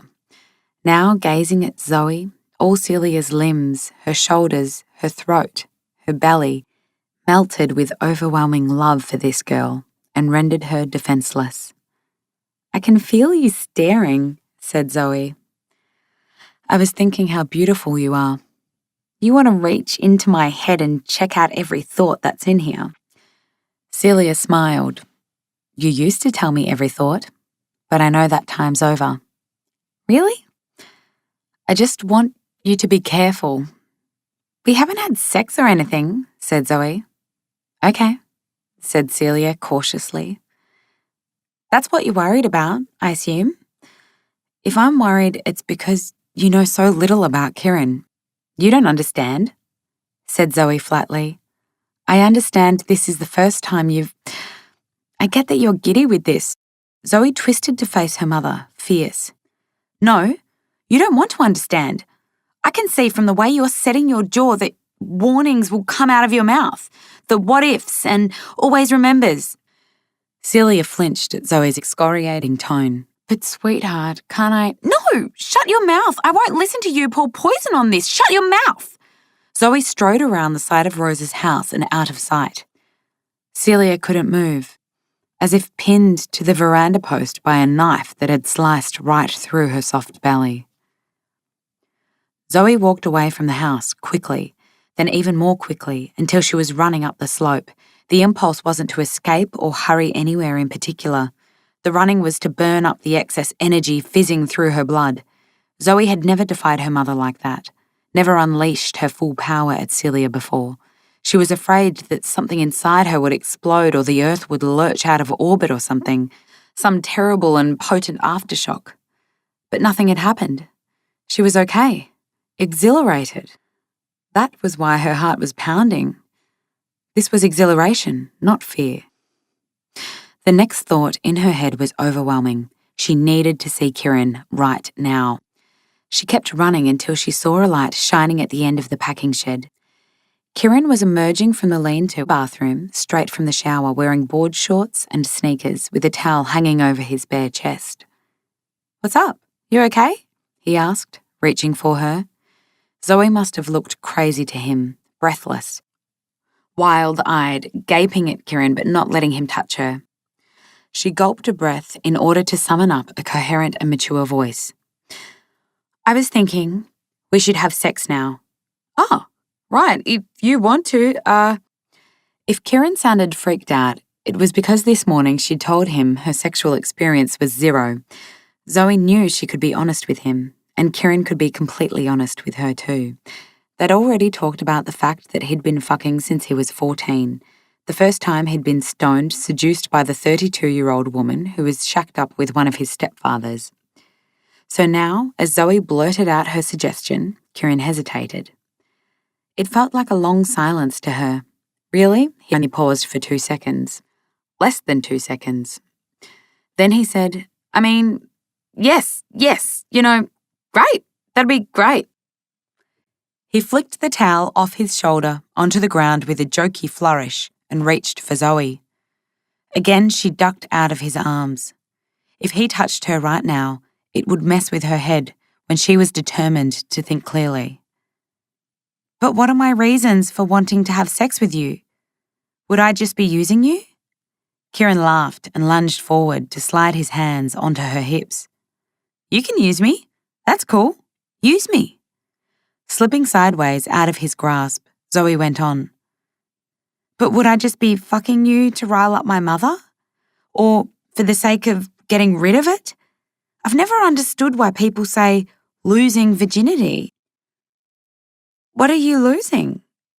The absence of something, which is nothing? Really, you're gaining non-virginity. You're gaining sexual experience, which in a way is... Sorry, I'm yabbering at you. Which is cool. I just don't know... Nervous, sorry, she said. But it's complicated. I want to be sure what my reasons are. Sorry. It's okay, Zoe, but I'm not sure what you want me to do. We can keep talking if... No, she said. No. And she took his hand. The daylight was completely gone now, but even in the dark, Zoe knew this place so well she could pick her way around the farm, finding a soft pathway for her bare feet. When they were close to the house, Kieran stopped. Zoe, where are we going? We can't... Not in your mum's house. I know. Stay here a sec. Zoe left Kieran to wait by the camellia hedge that formed a kind of dark wall between the packing shed and the garden of the house.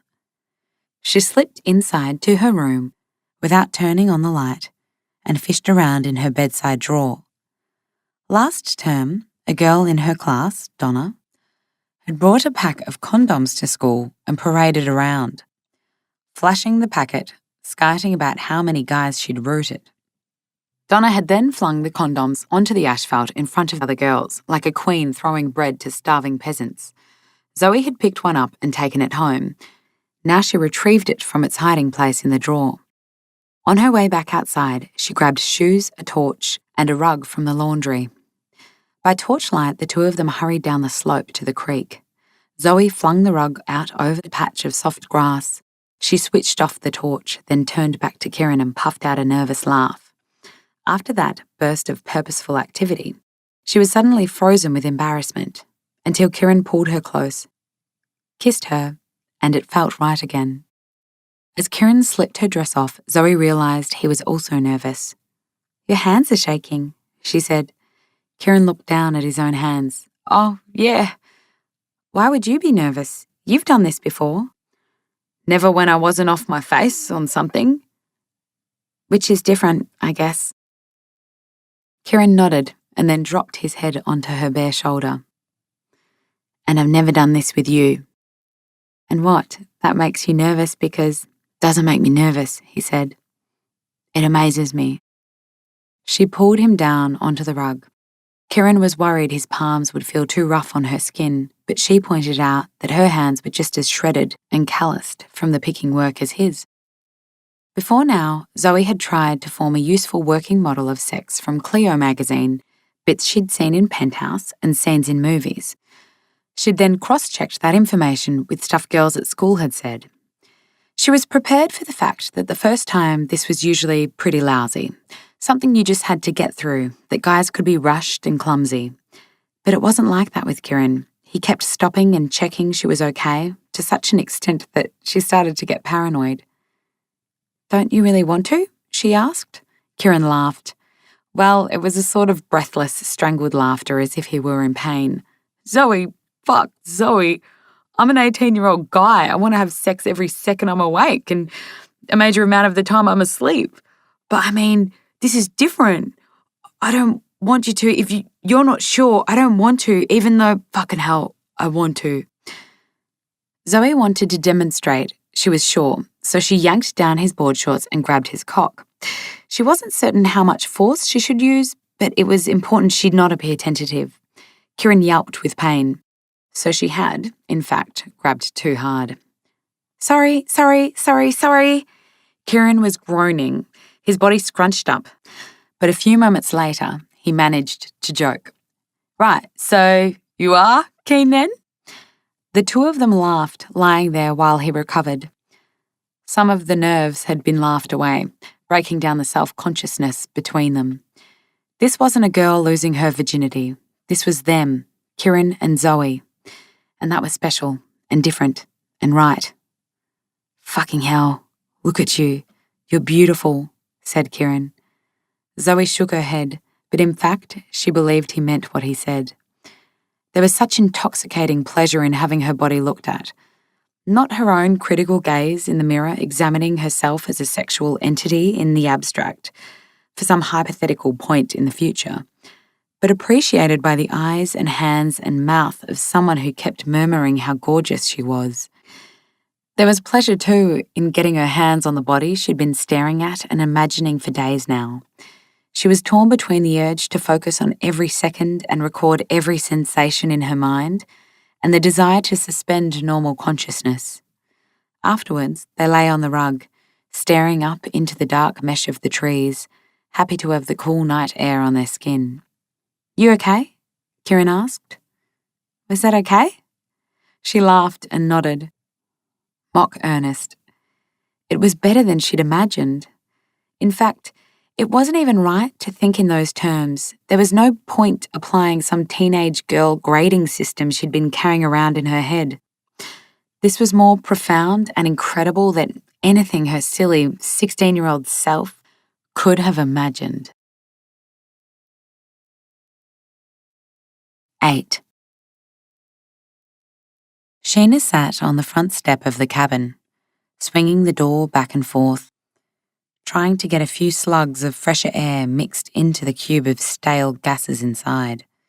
Kieran wasn't offering much in the way of detail, thank Christ, but as Sheena understood it, he and Zoe had their first, apparently transcendent, fuck on the picnic rug of love by the creek, and there was more of the same the following 2 nights.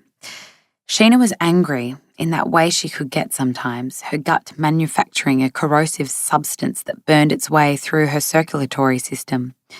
This time, her anger was mostly directed at herself for miscalculating the situation so stupidly. She'd banked on the Kieran and Zoe flirtation, even the displays of pashing in the orchard, being a diversion that would keep her brother safely in one spot occupied and under her watchful eye. She hadn't expected that Zoe, such a shielded kid, would take things all the way so quickly. They could at least have chosen to go at it in secret, but no. There was no secrecy about the consummation of their week-long acquaintance. Who knew the girl would shove this in her mother's face so blatantly? The past 2 nights, after a session down at the creek with Zoe, Kieran had slipped back inside the cabin at 1 or 2 a.m. to grab a few hours' kip. He'd try to be quiet, but really, that was redundant. There was no risk he'd wake Sheena, because there was no risk she'd be asleep when he came in. Splayed out on the bunk bed, she was scrounging even less sleep than she usually did, and even then, it wasn't restorative. It was more like the crumbly dozing she did on long-distance bus journeys, frequently waking with unpleasant jolts and always unrefreshed. Sheena had let Kieran take the packet of condoms out of her toiletry bag, a packet left over from her last attempt at a relationship with the dickless wonder. Sheena herself had no need of condoms right now. The romantic offers weren't exactly flying in. There was not a parade of available guys sauntering through the Stonefruit district of central New South Wales, and if one were to stumble across Sheena's path, she would hardly be an arousing sight. She'd been avoiding looking at herself in the mirror. Pretty easy here, given the absence of reflective surfaces, other than the tiny mirror Kieran had propped against the corrugated iron wall of the shower so he could shave. But Sheena had no doubt she was looking like a piece of shit. Her hands were roughened up from the picking work, so they were now leathery old dog chews. She stopped bothering to shave her legs and given up wearing eyeliner because it wasn't a good mix with sun cream and sweat. Her hair must be looking rank, with a stripe of brown regrowth because she hadn't touched up the colour on the roots. Plus, she was so exhausted, working from 5 every morning and worrying herself into a lather over Kieran, her face must surely be haggard. Sheena could make herself look attractive enough when she made an effort. She'd never been up herself, but the truth was she was the kind of woman that certain kinds of men hit on. And she'd always had a decent strike rate with the guys she went after. But the way she was looking now, no chance. The point was, Kieran might as well take the condoms. It occurred to her that Celia could have the shits with Sheena for providing contraception to her daughter. She shouldn't have the shits. At least this way there wouldn't be a pregnancy to add to the mess.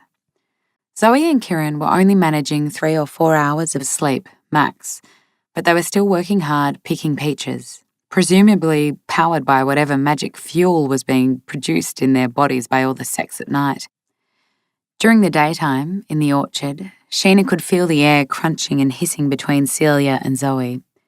Whenever mother and daughter were in close proximity, the two of them held their bodies tight, avoiding eye contact, and only addressing each other with the few necessary words the job required. Sheena was surprised Celia hadn't gone ballistic. Possibly she was giving Zoe hell inside the privacy of their house, but Sheena didn't get the sense that was happening. For Celia to see Kieran and Zoe together, knowing what was going on at the creek at night, it was astonishing the woman wasn't shrieking and prizing the two apart with a shovel, then slamming the tractor into Kieran before driving back and forth with its knobbly tyres over his pulpy body. Then again, Sheena realised why Celia wouldn't do that. She couldn't stop her 16-year-old daughter engaging in illegal activity, short of locking her in a cupboard. And arguably, a mother could choose to be relieved her daughter was conducting her sexual initiation with an 18-year-old and not a 40-something PE teacher with lips crusted with dried spit. Whatever was going on in Celia's head, she kept slogging through the harvest tasks, looking more strung out each day. As for Rosa, the weird Hungarian lady, she watched the goings-on with a benign, knowing vibe as if she'd predicted it all. Sheena would happily slap that unnerving smile right off Rosa's face. Sheena was still sitting on the front step as Kieran walked back to the cabin from the shower. Well, not so much walked as skipped through the orchard. Skipping, for God's sake. Men who were getting plenty of sex were so predictable. Even her drug-stewed little brother. Every guy she'd been with was the same.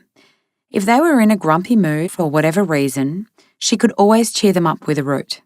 1 minute they'd be cranky or worried or sad, but then post-root, they'd grin like gormless dopes, prancing to the bathroom, making lame jokes.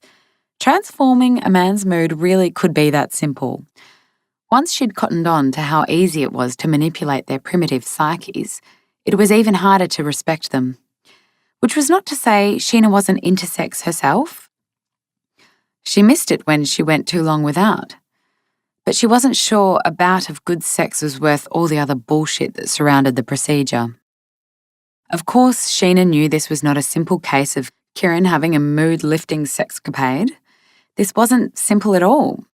Her little brother had catapulted himself into a dangerous situation that he needed to be extricated from as soon as possible. As Kieran approached the cabin door, he smiled at Sheena, one of those, "I'm happy, so I want everyone else to be happy" smiles. "Hey, big sister. You know, from over there you can get a massive lungful of warm peaches and it's, oh." He sucked in a big breath and staggered as if stoned. Then he righted himself and adopted a deliberate, sober tone. "I've been thinking, Sheena." "Thinking? Steady on. Remember what happened last time you did that?" "No, listen. I was thinking I could get a permanent job on a farm. That's something I could do, I reckon." Sheena was thrown off guard. That wasn't the conversation topic she'd been expecting. And she was thrown because it wasn't an entirely stupid idea. A physical job away from the city would be a good move for a guy like him, if he could stick with it. Once she recovered from the shock of Kieran having a half-decent idea, she capitalised on this thought of his in order to steer him clear of trouble. "Well, you know what?" she said.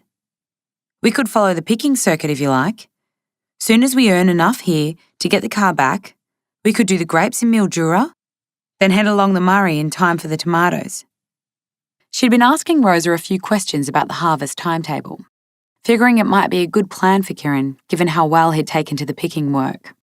Deciding on the next step had become more urgent, and now that he and the girl had got their pink bits tangled up. Kieran was smiling at Sheena, but he wasn't going with her plan. "Why leave here? There's still plenty of work on this place," he said. "We could finish the peaches for Celia and then do the nectarines." "Oh, right. And do you really think you're Celia's favourite person right now?" "She's a bit freaked out." "Sure. But you know what happened to Zoe's dad? I mean, that poor lady. That's how come she gets nervous when unexpected stuff happens." Right from the start, Celia was sniffing around asking questions. "Yeah, she's worried, but I'm worried. This little girl's using you. I sussed Zoe from the first day we got here. She's out to get her thrills and give Mummy the shits and have something to boast about to her little princess friends at school. What I did in my summer holidays, I fucked a wild trashy boy from Sydney." "That's not true. And when she's had enough of her little adventure, that girl won't give a toss what happens to you. Sheena, don't talk like that, okay? You've got to trust me on this. The sooner we get away from here, the better." There was a swishing sound from the orchard, and Sheena looked over to see the pale shape of Zoe standing out there, her creamy hair luminous amid the dark rows of fruit trees. The girl held a rug up in the air as a signal for Kieran to follow her. His face lit up the instant he saw her. There was no denying that look. Kieran pointed to the plate of sandwiches Sheena had prepared while he was in the shower. "Can I have some?" "Yeah, that's why I made them." Sheena leaned sideways so he could reach past her to the little fold-out table and grab a handful of the food. "Thanks, I'm starving," he said. "Hey, I don't want to fight with you, Sheena, and I know you're looking out for me and everything, but, you know." Sheena shrugged. She wasn't going to argue with him right this second. What could she say? Why don't you stay here in this festy cabin with your grouchy sister instead of romping away to have sex with that luscious girl? Once Kieran had disappeared with Zoe into the orchard, Sheena stayed on the front step. She was stuck for a moment, stunned by how different Kieran had sounded, how calm. No, not calm exactly, because his manner was intense and, obviously, the blood was rushing to his groin and not his head. Maybe resolute was a better word. Zoe loved the way their bodies looked together as they lay on the rug. During the couple of hours they'd been down by the creek tonight, a massive cloud had filled the sky and the moonlight bounced off it to create a diffused glow. Even down in the gully, enough light to appreciate the sight of her white limbs against the caramel colour of his skin. They were both exhausted, happily, but lovely, as this sweet sleepiness felt. They shouldn't risk falling properly asleep. So, Zoe rolled around to reach into the creek, scooped out a handful of water and splashed her face to wake herself up. When she wriggled back around, she saw Kieran looking at her. "What?" she asked him. "What are you thinking about right now?" "Why do you keep asking me that?" "Because I reckon there's always something interesting going on in your brain. More interesting than the gloop in my skull." She reached across to run her hands through his hair and cradle the back of his head. "Don't say that. It's a beautiful skull with a beautiful brain inside it." He pecked kisses on her wrists like a crazed chicken and she giggled, pulling her hands back. "Promise you won't laugh at me?" she said. "But I have this list in my head, a list of things I want to try." "You mean sex things?" She jiggled her head, embarrassed, worried the idea of a list sounded goony and childish. Kieran sat up straighter and announced mock earnest, "Well, Zoe, I want you to know I will help you work through your list, no matter how long it takes us."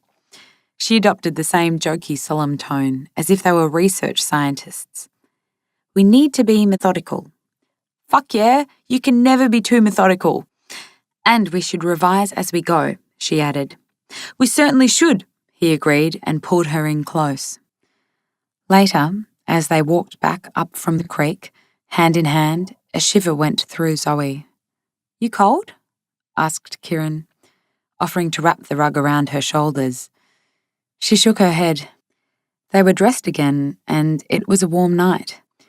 She shivered because the connection to him was gripping her so forcefully that she wasn't sure she could withstand it, or absorb it, or whatever she needed to do to avoid exploding into 1,000 pieces. Kieran could see her, the way she'd never realised someone could truly see another person. She could be her whole self with him, without the need to edit bits out, without worrying that bits of her might cause him pain. She loved hearing Kieran say her name, not just during sex, but all the time. The sound of Zoe from his mouth transmitted to every cell of her body, as if it were a signal she'd been waiting for, without realising she'd been waiting for it. When the two of them reached the top of the gully, they knew they would have to separate soon. Zoe to pad barefoot into her bedroom and Kieran to continue onto the cabin. Still, they couldn't bear the idea of saying goodbye, so Kieran swung Zoe off the path, coaxing her to veer away from the house garden and into the orchard. "A few minutes, yeah?" he said, "so we can say goodnight properly." They laughed and ran, so they were breathless as they kissed. When they came up for air, Zoe flopped down on the ground. Kieran spun himself around between the rows of fruit trees, tipping his fingers gently against the leaves. "You're so lucky to live here," he said. "I like the way, if you feel like a feed, you can just reach up and grab something." "It's not always like this. Only for 3 months. Half the year it's just grey sticks. But you know that inside the grey stick trees there's little tiny peaches waiting to come out," he said, and shot her a radiant smile. Kieran suddenly crouched down in front of Zoe and his tone shifted, tentative, intense. "One of the things I've been thinking about, okay?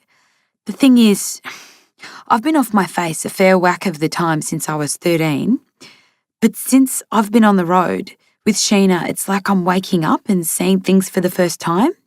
It's like, I want to explain this to you. I've been replaying stuff in my head." "Like what?" "Dumb stuff I did, like going to a meeting with bikers off my face, knowing Mick had a shotgun in the boot. It didn't rattle me then, but now I'm scared shitless. It's like now I'm feeling the fear I should have had then. My brain's catching up with what my body's been doing. Mental, hey? All out of sync." "Maybe you were out of sync before, but not now." Kieran jumped to his feet again, suddenly hyper. The thing is. Zoe reached her arms out to him. "Come back." But Kieran stayed out of her reach, hopping from foot to foot. "Just let me say this, okay? You know I got in trouble with the cops when I was younger." "Yes," she said. She was thrilled that he trusted her enough to tell her everything. "Well, there's been some other stuff in the last few months. Then I didn't show up in court, and that means I'm in deeper trouble, and it's, oh, fuck." He was prowling around, his hands drumming against his thighs as if an electric charge was running down his arms. It looked uncomfortable, distressing. Zoe didn't want him to suffer for 1 second ever. She grabbed for his hand, trying to make him be still. "Kieran, I don't care. I trust you, whatever happens." "But I don't trust myself," he said, "because sometimes I only see what's in front of me. A mate'll say, let's do this or that, Kieran, and I think, why not? And I forget the important things and I fuck up and..." This time Zoe succeeded in grabbing his hand. She held it firmly, wanting to absorb some of his distress into her own body. "I'm right here." "You are," he said, staring at her in disbelief. "Why would you want me?" She pulled him back down to the ground. "You're the most alive person I ever met." The rain started a few minutes later and eventually became so heavy they had to clamber to their feet and run. Zoe to the house, Kieran to the cabin, to avoid getting drenched. When Zoe climbed into the single bed in the room she'd slept in since she was 9 months old, her wet hair made the pillow damp. 9. Celia lay in bed, listening to the rain. Light at first, then drumming more firmly on the roof tin. She heard the rasp of the flywire door being closed carefully as Zoe came back into the house. Then the scuff of feet along the hall, and finally the yielding sound of her daughter's body settling onto the mattress. Celia forced herself to conjure up the reasonable woman and hear what that serene, unneurotic dame in her diaphanous gown had to say about this situation. Maybe there was no need to consider the sex a big deal. She should be relieved Zoe wasn't being furtive or secretive, and at least this boy seemed to adore Zoe and would treat her with tenderness, however clumsily. But no, bugger that. The reasonable woman could get stuffed. Zoe was too young. She'd only just turned 16, and this guy was much older in real terms. And she didn't really know Kieran, who had shown up here barely 10 days ago from Christ knew where. It was a mistake. Celia should have predicted it and stopped. And underneath all the arguments pinging back and forth in her mind, contentions formed into sentences, words threaded together with grammar and logic, there was an ongoing rumble of fear that could not be processed with language, impermeable to logical thought. She and Zoe had barely spoken in the past 3 days. Celia kept rehearsing brief speeches, but she didn't want to misjudge it. Afraid she would inspire contempt and be forced to endure the serrated edge in her daughter's voice. But it turned out the silence was worse, making Zoe seem inaccessible, out of range, even if she was sleeping only a few feet away from her mother. Celia would have to say something. She would have to risk saying the wrong thing. The heavy downpour through the night settled into steady rain before dawn. Celia hauled herself out of bed and was pulling on work clothes when Zoe yelled down the hallway, "Is it too wet to pick this morning?" "Yep, I think so," Celia called back. "I'll tell them." Celia heard the flywire door thwack shut as Zoe hurried out to let Sheena and Kieran know there would be no work done this morning. This suspension of work wasn't to spare the pickers. It was to protect the fruit. After heavy rainfall, there was a risk the peaches would take on too much water, and with any handling, the skins would split. Later in the morning, Celia was working in the shed, alone. She should be using a wet day during harvest to catch up on paperwork, but there was no chance she could concentrate on invoices and columns of numbers. Too agitated to keep still, she zigzagged around the place, sweeping, fiddling with the gear, scrabbling for ways to keep her body and mind occupied. Close to midday, she heard the squelch of car tires on the wet driveway and emerged from the shed to see Joe pull up. "Hi," he said as he stepped out of the driver's side, his shirt immediately speckled with rain. "Come in out of the weather," said Celia. "I quite like being out in this," he smiled, spreading his arms out and turning slowly to get his shirt evenly wet. Then he tipped his head back to offer his face to the rain. "I spend most of my waking hours in offices, so this is, you know." Celia smiled, her understanding. She had always avoided jobs stuck in offices. All her life, long before Marcus was killed. And now she couldn't imagine herself living an indoor existence. "Your mum's not up here," she explained. "We won't be packing any fruit on a day like this." "I came to see you," said Joe. "Is Zoe around?"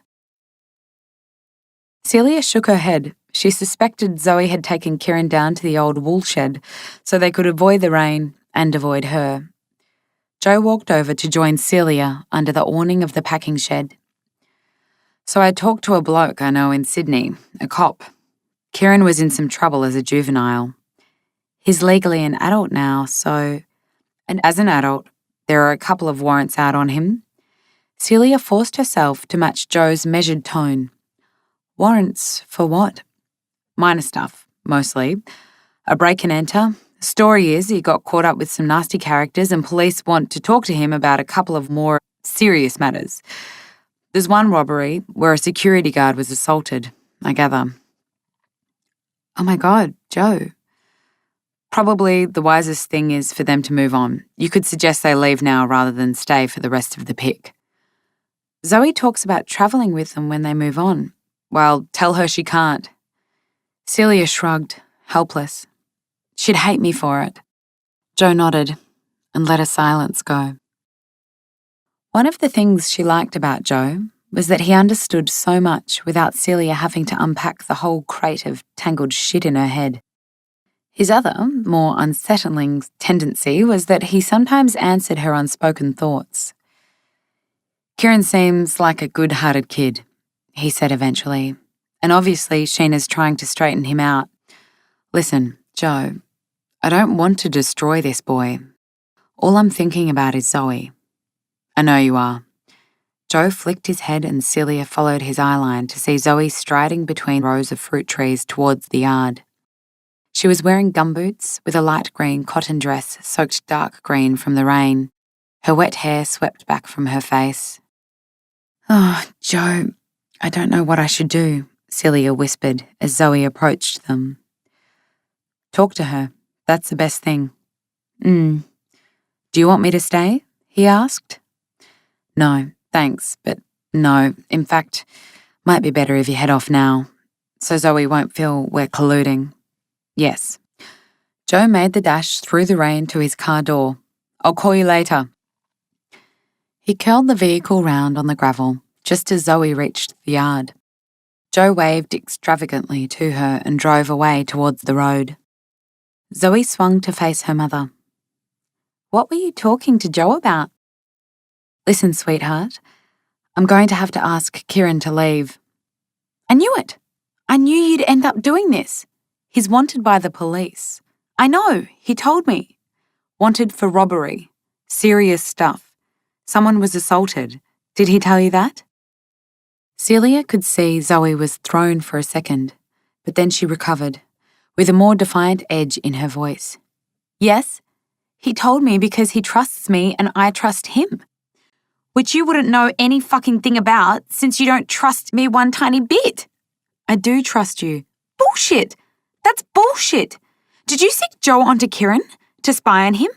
That's disgusting. No, actually, it's sad. Your life is so dried up. You have to snuffle around in the dirt until you... You can say as many cruel things to me as you like, Zoe. I have to do what I think is right. If you make Kieran leave, I'll go with him. Please, if you need to have a battle of wills with me, don't do it about this. You don't get it, snapped Zoe. It's not about you. I love Kieran. She flashed a smile, invincible, as if this were unanswerable proof of her love for the boy. Me and Kieran will be back up here to work once the rain stops, okay? Zoe strode away again through the orchard. Celia counted out a few slow breaths. What she needed to do now was gather up her strength, think her way through this, absorbing whatever pain might be necessary in order to do the right thing for her child. In the late afternoon, Sheena woke up groggy, her face sweat glued to the pillow. She remembered lying down on the bunk just for a minute to rest her eyes and maybe plan the next move. But it was hard to think clearly in the muggy air inside the cabin. The rain hadn't let up all day, and as the moisture mixed with the unrelenting heat, Sheena felt as if she were breathing soup. After falling asleep for 3 clammy hours, what she needed now was a shower. She flicked open the cabin door to find the rain had stopped. The whole place was sodden, but the air was cooler, cleaner. Stepping outside, Sheena wondered for a moment if her eyeballs had grown a coating of mildew in that humid cabin. Everything her eyes fell on was draped in a layer of mist. She then realised it was steam, rising from every surface as the warm, soggy land met the now cooler air. Vapour wafted up from the shed roof, from the fruit trees, from the ground itself. Still dazed from her nap, Sheena was caught off guard by the beauty of it. This layer of white mist, potent, as if the earth were in transition from one mysterious phase to another. The shower was so good, sluicing off the sweat and the layer of gritty stuff that had stuck to the sweat. Sheena relished the tingly chill of the cooler air against her wet back. She could feel the ropes of muscle in her arms and shoulders, distinct under the skin after these days of picking work. She would have loved to stand there, swaying under that shower spray for hours, but she couldn't do that. She needed to work out where the fuck Kieran was. On her way back to the cabin, Sheena noticed Celia's ute winding up from the road. She must have spent the afternoon doing errands in the town or whatever. When Celia spotted Sheena through the trees, she stopped the ute and signalled, "Wait." Walking across the orchard, Celia looked different. Maybe it was the white shirt she was wearing, unexpectedly brilliant in the diminishing light. Maybe it was her hair. Normally she kept it tied back for work. But the dark curls were untied now, spilling over the shirt. "Do you need help with unloading stuff or anything?" Sheena asked. "I'm not sure where Kieran is right now, but I can find him." "I want you and Kieran to move on." Blunt. Rude even. Okay. Celia usually had a pretty straightforward way of speaking, but this was different. Sheena could see some new mechanism had ignited inside this woman. "Well, that's what I want," said Sheena. "Soon as I get enough money together for the car and we've built up some travel money." "I just paid your bill at the mechanic," Celia replied. "I've asked Joe to drive your car out here for you tonight. I withdrew the cash I had in the bank, $1,600. She pulled a yellow envelope out of her bag. The car money plus that much cash? It was more than she owed them for the work so far, so this was a bribe, not payment for the job. "It's yours," Celia said. "Travel money." Sheena could see Celia was shaking a little, but her gaze was steady. If she was shaking, it was from the intensity of her purpose. "I want you and Kieran to leave tonight, without Zoe knowing about it." "He won't go for that idea," Sheena pointed out. "You should know that I know about Kieran's police trouble." "Ah, right. So you'll go to the cops if we don't leave." "I'm not threatening you." "Yeah, you are," Sheena shot back. "Well, I don't want to make threats. I'm just trying to..." "Look, you want to stop this before it gets out of hand." "Yes. So this is a solution that suits both of us." Sheena looked down at the envelope Celia was holding out in her hand. "Fair enough." She took the envelope, tight around the fat wad of banknotes inside. Celia exhaled then, as if she'd been holding herself too tightly to breathe. "Thank you," she said. "Make sure Zoe doesn't know about this, please. She's gonna wonder what the hell's happened." "I'll work that out, once he's gone." Sheena winced. "Yeah, well, good luck with managing that." For a second it looked like Celia might respond, but she just gave a brisk nod. She walked back to her ute and Sheena continued down to the cabin, with the yellow envelope folded up in the bundle of sweaty clothes she'd peeled off for the shower. Sheena couldn't believe she was agreeing to this, except that Celia had given her no fucking choice. Sheena was caving into a threat rather than agreeing to a deal. Offensive was what it was. The woman thought Sheena and her brother were scum, such repulsive, dangerous scum that she was willing to clean out her bank account to pay them to rack off. Evidently, it was worth several $1,000s to Celia to make them vanish from this lovely little fruit world she'd created for herself and her precious daughter. The precious daughter who had set her sights on Sheena's gullible brother and his stupid 18-year-old Guy Cock. By the time Sheena was back in the cabin, her gullet was burning, resenting not just Celia and Zoe, but every person on the planet with money and university degrees and peach farms and lovely peachy families, and the power to make things go the way they wanted, the power to disrespect losers like her and Kieran, the power to eradicate her brother from their smug universe. And now, those privileged fuckers were giving Sheena a gut ache from resenting them, which was one more crime to add to the list of shit that had been done to her. And the most annoying thing was that the deal Celia was offering, this act of blackmail, was the best idea going in the current almighty mess. She hated Celia for it, but in another compartment of Sheena's brain, she was forced to respect what she was doing. Celia had balls of steel, or whatever the right expression was for what she had, ovaries of steel, a uterus of steel, whichever. The woman was doing what she needed to do, fair enough. Sheena flinched when she heard Kieran bound up to the cabin in one of his bouncy moods. It would make what she was required to say that much harder. "Sheena, how you going? Zoe and me have been hanging out in this old shearing shed, left over from when the farm had sheep way back." Kieran, listen. But he was too juiced up to listen. "All the wood inside has a sheepy smell. Zoe reckons it's the lanolin that's still soaked into everything, even though there hasn't been a single sheep in there for a lot of years. It's mad." "Kieran, shush up and listen. You've got to come and check it out. Now the rain's stopped. Kieran, shut up." "Okay." Once he'd shut his mouth, he engaged his brain sufficiently to notice there was a backpack sitting on Sheena's bunk bed. "What are you doing?" "We're leaving tonight. You need to pack your stuff." "What? Why?" "Celia knows about the Sydney mess. She'll dob you into the police if we don't clear off. We'll leave as soon as our car gets here." What are you talking about?" "She's paid the bill on the car and given us a wad of money on top of that. The deal I made with Celia is we go tonight." Kieran started to move in the small space of the cabin, scuffing his feet from the edge of one bunk to the other, twisting his body back and forth as if he could wriggle his shoulders into some new space that would open up to him. "No, hang on," he said. "I got to talk to Zoe about this." "That's the other part of the deal. You can't tell Zoe." "What? No way, no way, no way." Sheena aimed to sound implacable without being cruel. "There's no choice." Wait, let me think a second, let me think," muttered Kieran. "Plenty of time to think once we're in the car," said Sheena. "I reckon this is the best thing." "It's not the best thing for me. Fuck." Kieran was circling now, waggling his hands in front of his chest, muttering to himself. He was generating too much frantic energy in the tight space, creating a density in the air that was pressing in on Sheena's skull. She had to do something. She had to settle him down quickly. She resorted to the familiar slapdown. "What makes you think a fuckwit like you is a good thing for this girl?" she said, loud and sharp enough to cut through to his brain. The words tasted bitter in her mouth, but she was doing what was needed to extract him from trouble. "Come on, mate.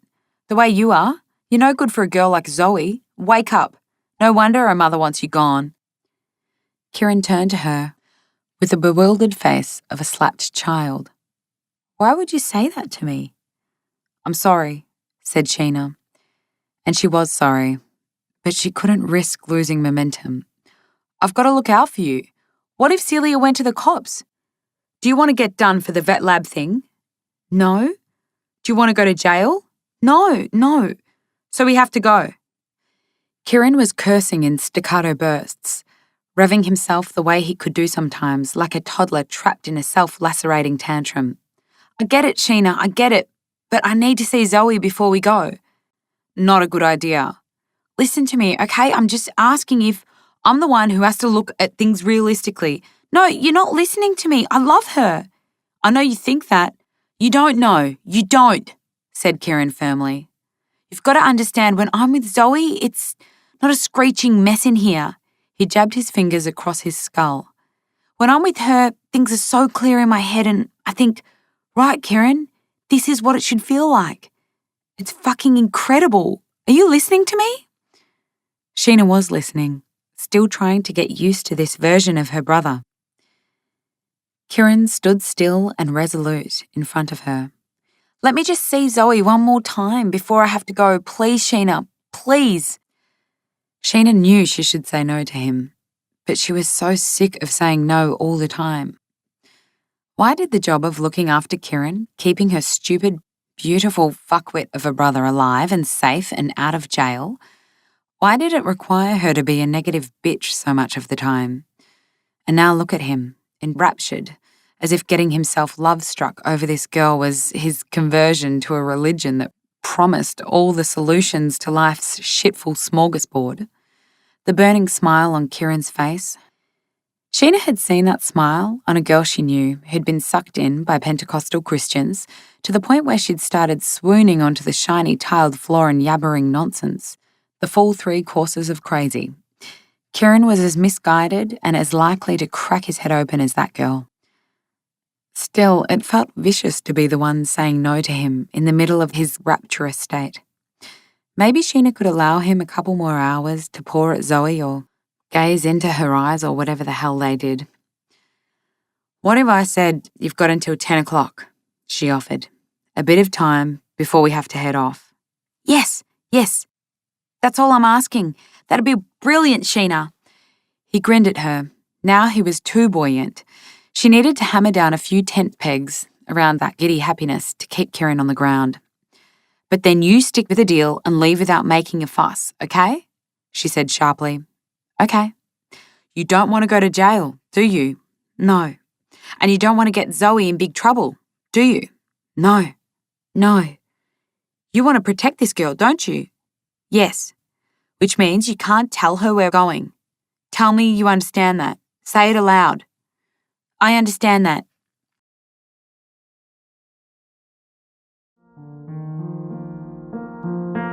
This is the end of CD3. The book continues on CD4.